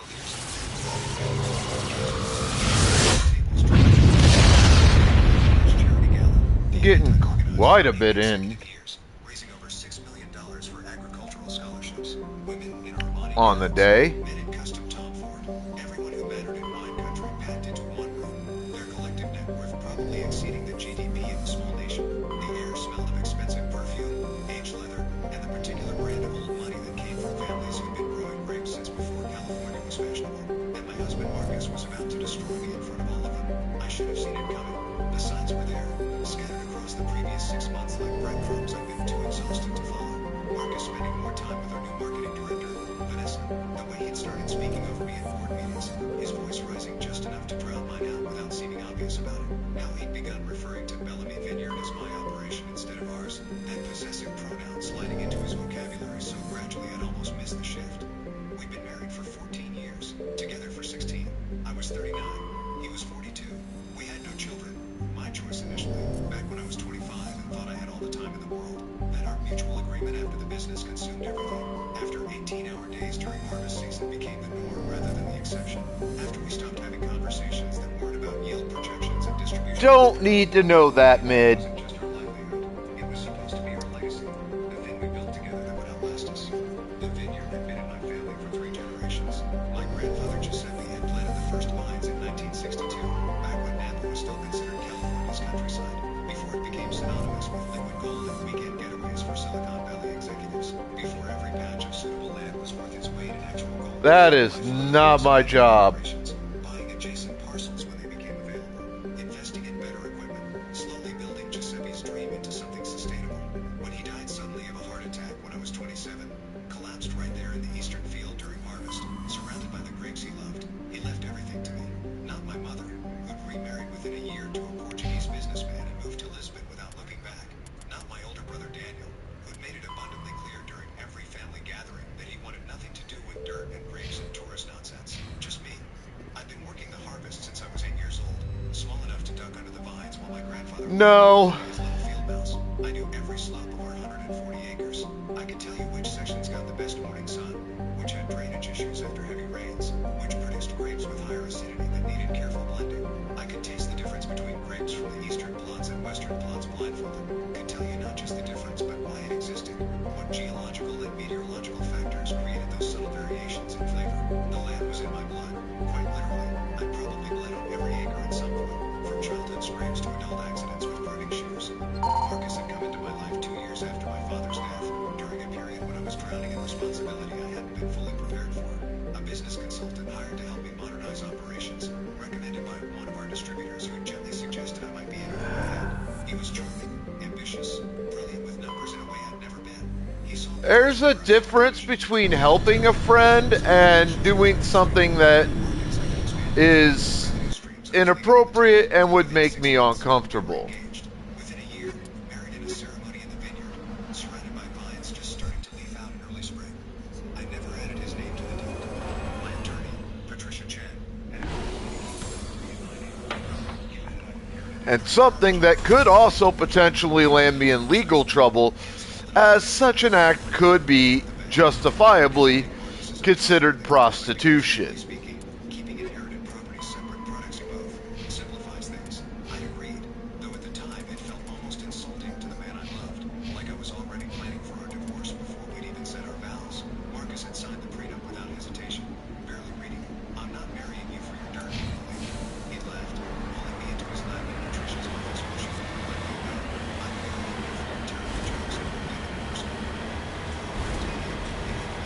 it will never happen. Just saying.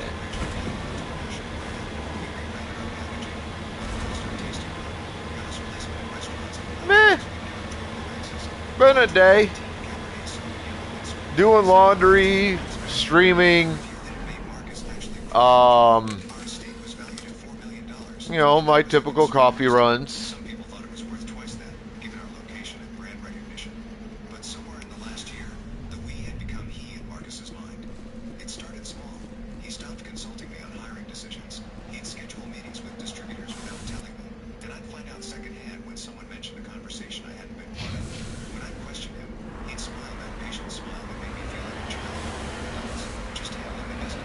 Well, given what you've said your history is, I wish you the best of luck.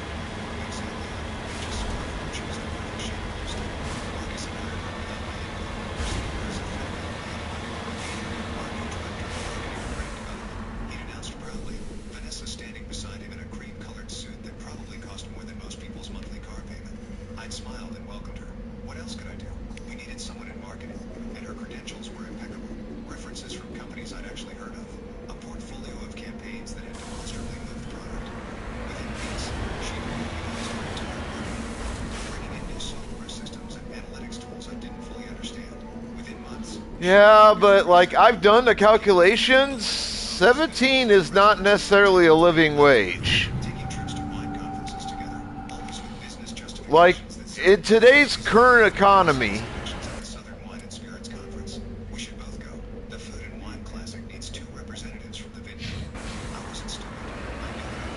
like the closest to a living wage you could get is a minimum $20 an hour.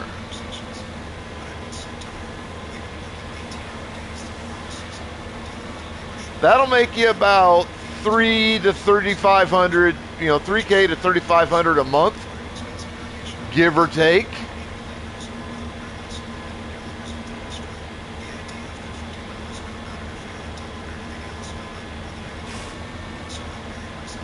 Yeah, that's $2,800 a month.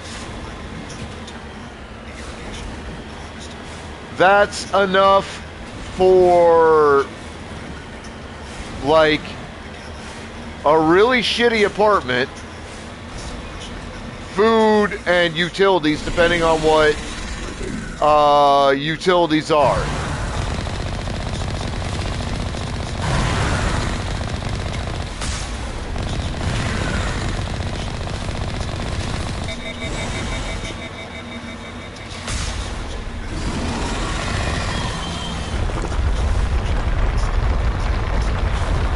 Like, it depends on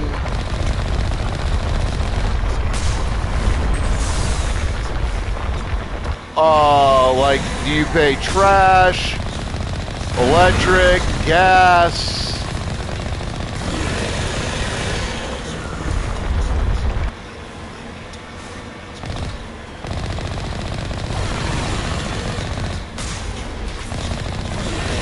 Like, part will absolutely depend on, like, what part of the country you're in.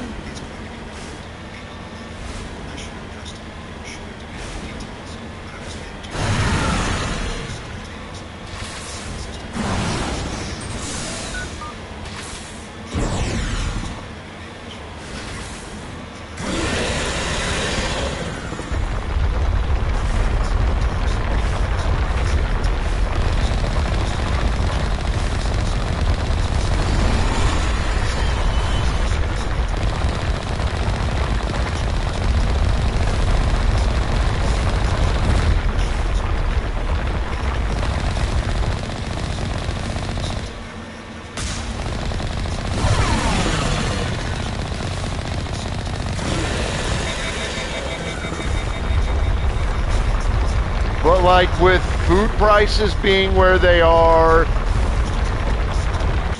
gas being where it's at right now because of the Iranian war, and all these other factors.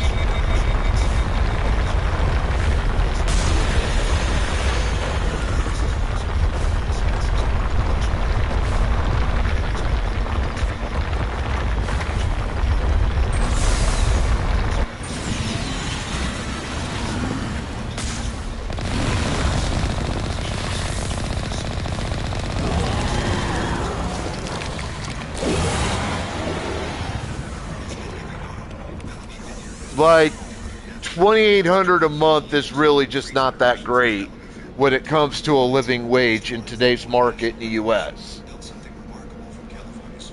His voice had that rehearsed quality that suggested he practiced this speech. What you might not know is that the vineyard is about to enter an exciting new chapter. Plus, you have to think about, like, insurance, things like that as well. All of which is just getting ridiculously expensive in today's market. We need to embrace innovation and shed the weight of outdated sentimentality that holds us back. A few confused murmurs rippled through the crowd. This wasn't the celebratory tone people expected at an anniversary gala. This sounded like a corporate restructuring announcement. That's why I'm thrilled to... Yeah, but if you're going to do trailer living, that's going to include lot rent and stuff too. Because you got to buy the fucking trailer. That's going to be expensive because those aren't cheap. They were witnessing something they weren't supposed to see. I felt my knees go weak, my hand gripping the curtain beside me for support.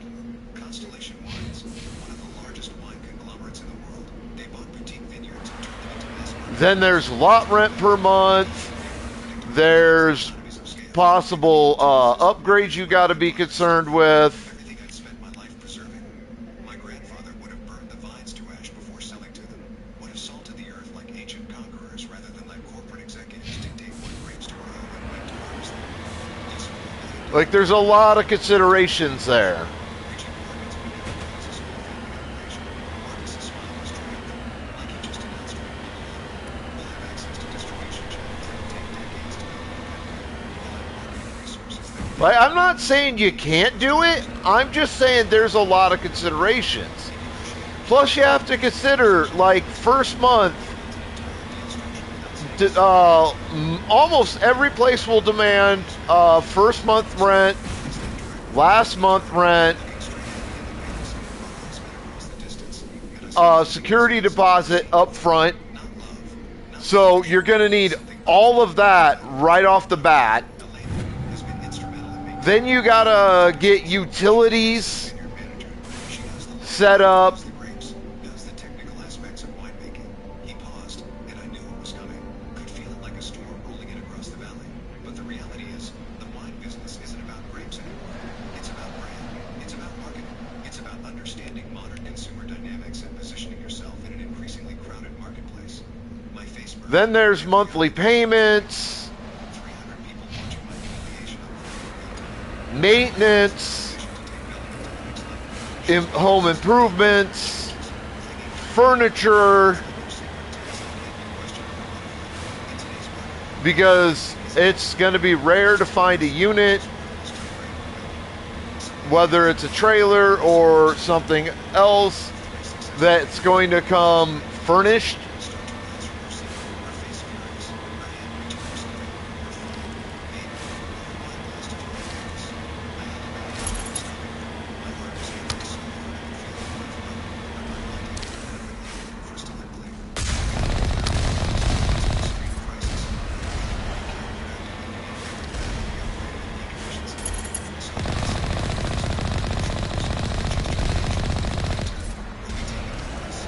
So you got to calculate first month's expenses at roughly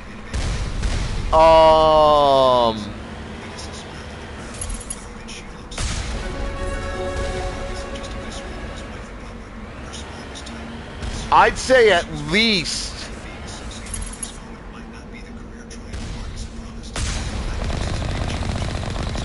$2,500 to $3,000.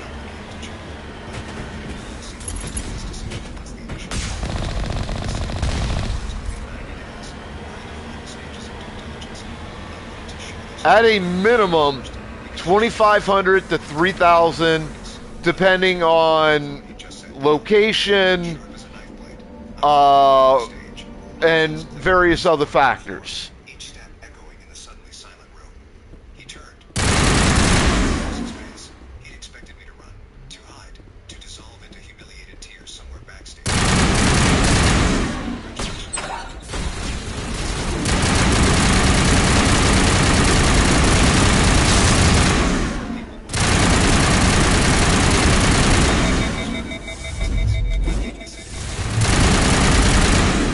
Announcements about Bellamy Vineyard's future.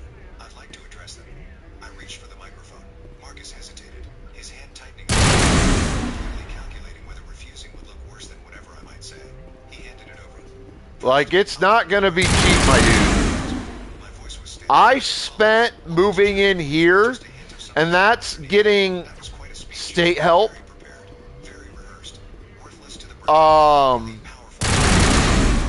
I spent roughly $2,500.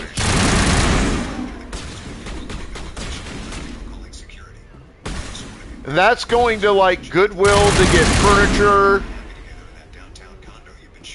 For the most part, furniture is all Goodwill, fucking...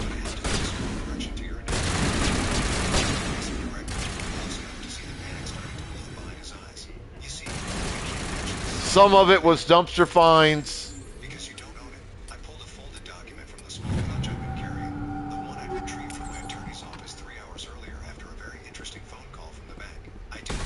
I unfolded it, holding it up for you to see. Official seals. What? My name and document. This is the property.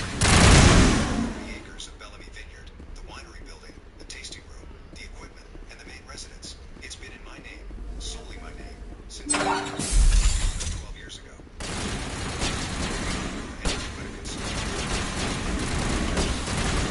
Had gone completely silent. Well, I certainly appreciate the resub. Telling people you're the owner, signing documents with owner under your name. And I let you do that because I believed we were partners. I believed that we, you used to say so often, actually meant something. My voice cracked. But, unfortunately for you, at the moment, I've basically, suspended my reward system because I'm just not getting the viewership.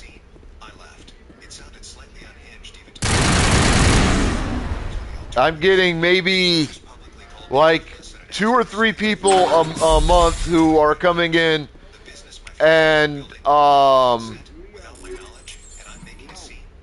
earning rewards, but they're not here consecutively. And then when I go and fucking try to figure out what they want, they're just like, do whatever. Like, it's generalized. I'm just not getting the interaction. So I appreciate the resub, but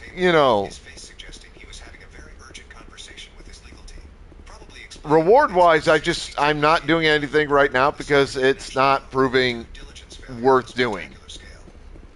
I hate doing that. You guys come in here, the ones of you who come in here consistently and earn them, you deserve it, but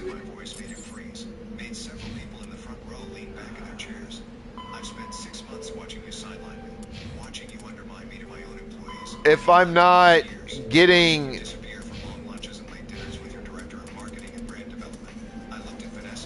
the people and the participation, then I just don't see a point in continuing.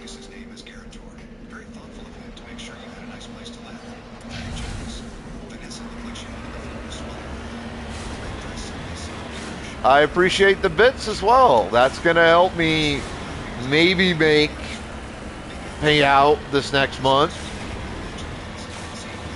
Because I didn't fucking make it for July, god damn it. I was hoping my birthday stream would get me there, but nope. That was disappointing.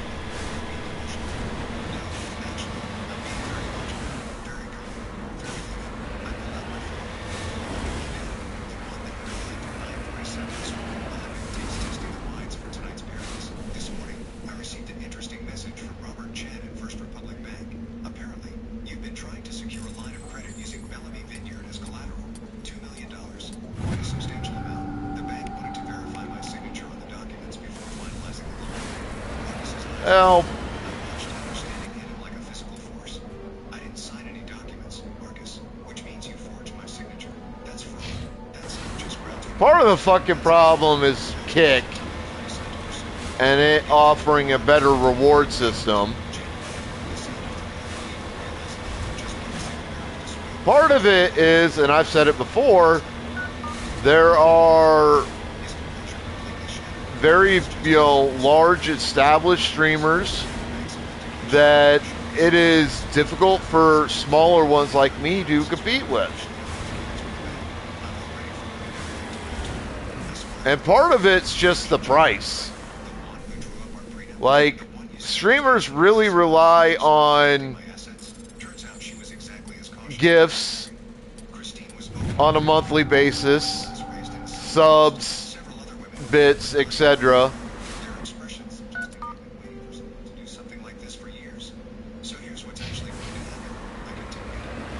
But with the economy going to shit like it's been, and things getting more and more pressured, they can't fucking afford it.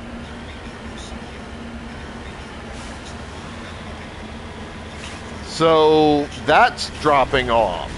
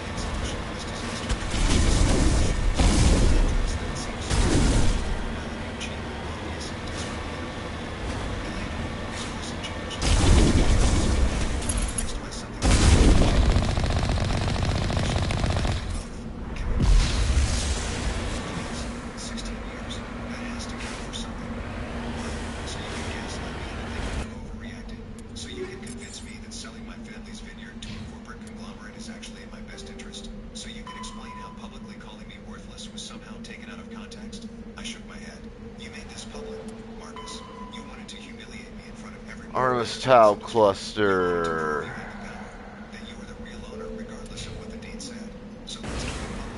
Let's let everyone see exactly how this ends. I turned back to the audience, my hand steady on the microphone. I apologize that this evening hasn't gone as planned. I know you all came here expecting a celebration, and instead you've witnessed this. But the good news is, the wine is still excellent, the food is incredible, and the auction will proceed as scheduled. All proceeds still go to the Agricultural Scholarship Fund, which will continue under my sole direction, funding students who actually love agriculture, who actually care about the land. I set the microphone down and walked off the stage. My legs somehow steadied despite the adrenaline making my hands shake. The room erupted, not in whispers this time, but in actual conversation. Voices rising, people standing, phones coming out. Some people were applauding, actually applauding. Christine pushed through the crowd to reach me, pulling me into a fierce hug that nearly knocked me over. Holy shit, she whispered in my ear. That was the most badass thing I've ever witnessed. I want to be you when I grow up. My hands were shaking. Now that the adrenaline was fading, I felt like I might collapse, like my legs might just give out entirely. Marcus appeared at my elbow, his face desperate, all calculation gone. Elena, please, you don't understand. The pressure I've been under. The board wanted growth. The investors wanted expansion. I was trying to secure our future. Security.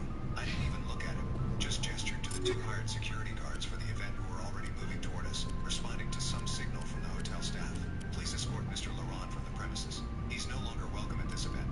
You're really going to do this? His voice was raw, genuine emotion finally breaking through. 16 years, and you're going to throw it away over a business decision? I finally looked at him, really looked at him. This man I loved, this man I built a life with, shared a bed with, dreamed with, this man who just called me worthless in front of everyone I respected. You threw it away when you forgot whose dirt you were standing on. I said quietly, "Goodbye, Marcus."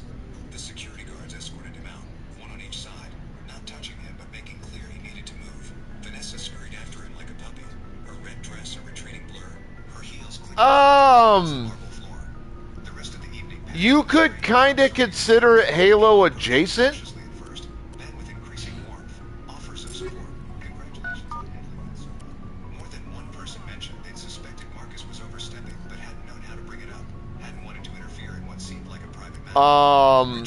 There are certainly elements with the two games that are very much similar.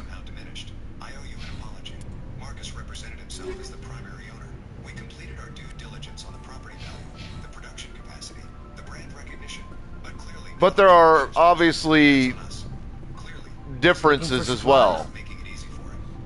Let's see what you bet.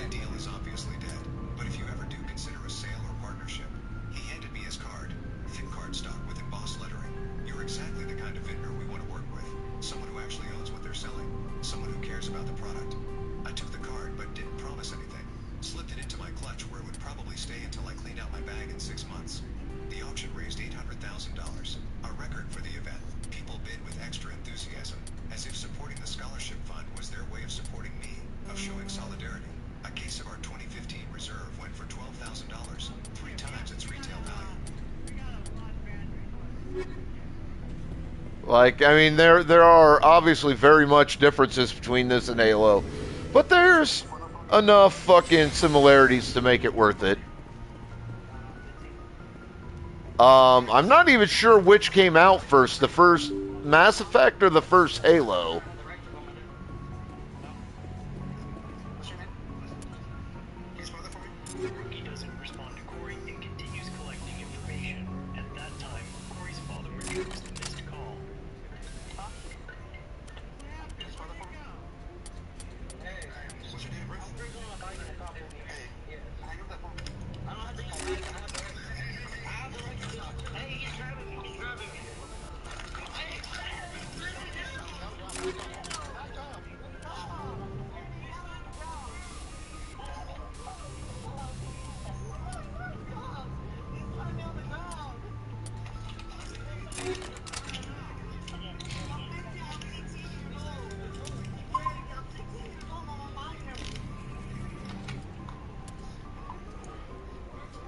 All right, but it is.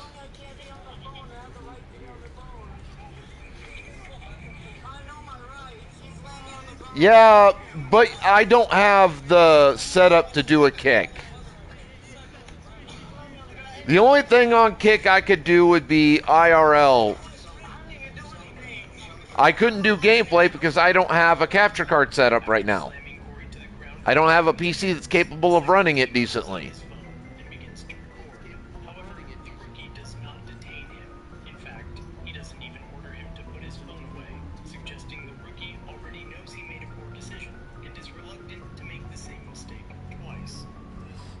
That's like, I might actually do kick if I had a fucking setup for it, but I don't.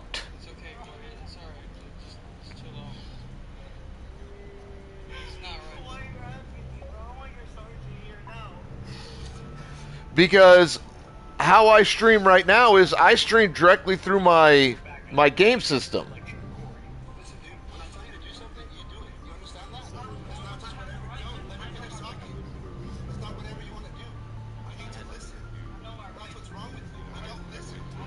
And Twitch is, an established thing. Yeah, if it did that, like, that would be great. I could stream on it. But, like, Xbox doesn't allow it, and Switch doesn't allow it, and PlayStation doesn't allow it. But it's that time of night. I'm logging the fuck out. We are going to raid to Kavuro, who is streaming Mass Effect Legendary Edition. Be good to yourselves, each other, the planet, everything else. Have fun. Stay the fuck out of trouble. Exercise your rights, responsibilities, privileges, and or duties of wherever you're from.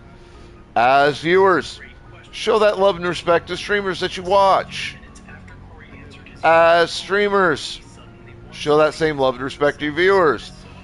Because while we can do the job without them, it wouldn't be any fun, and honestly, what the fuck would be the point? As for the viewers, you guys make this worthwhile. You make doing this something to do, and we really appreciate it. All right, I'll be back tomorrow. So, it's your Mortal Sith Emperor signing out, saying, see you fuckers later.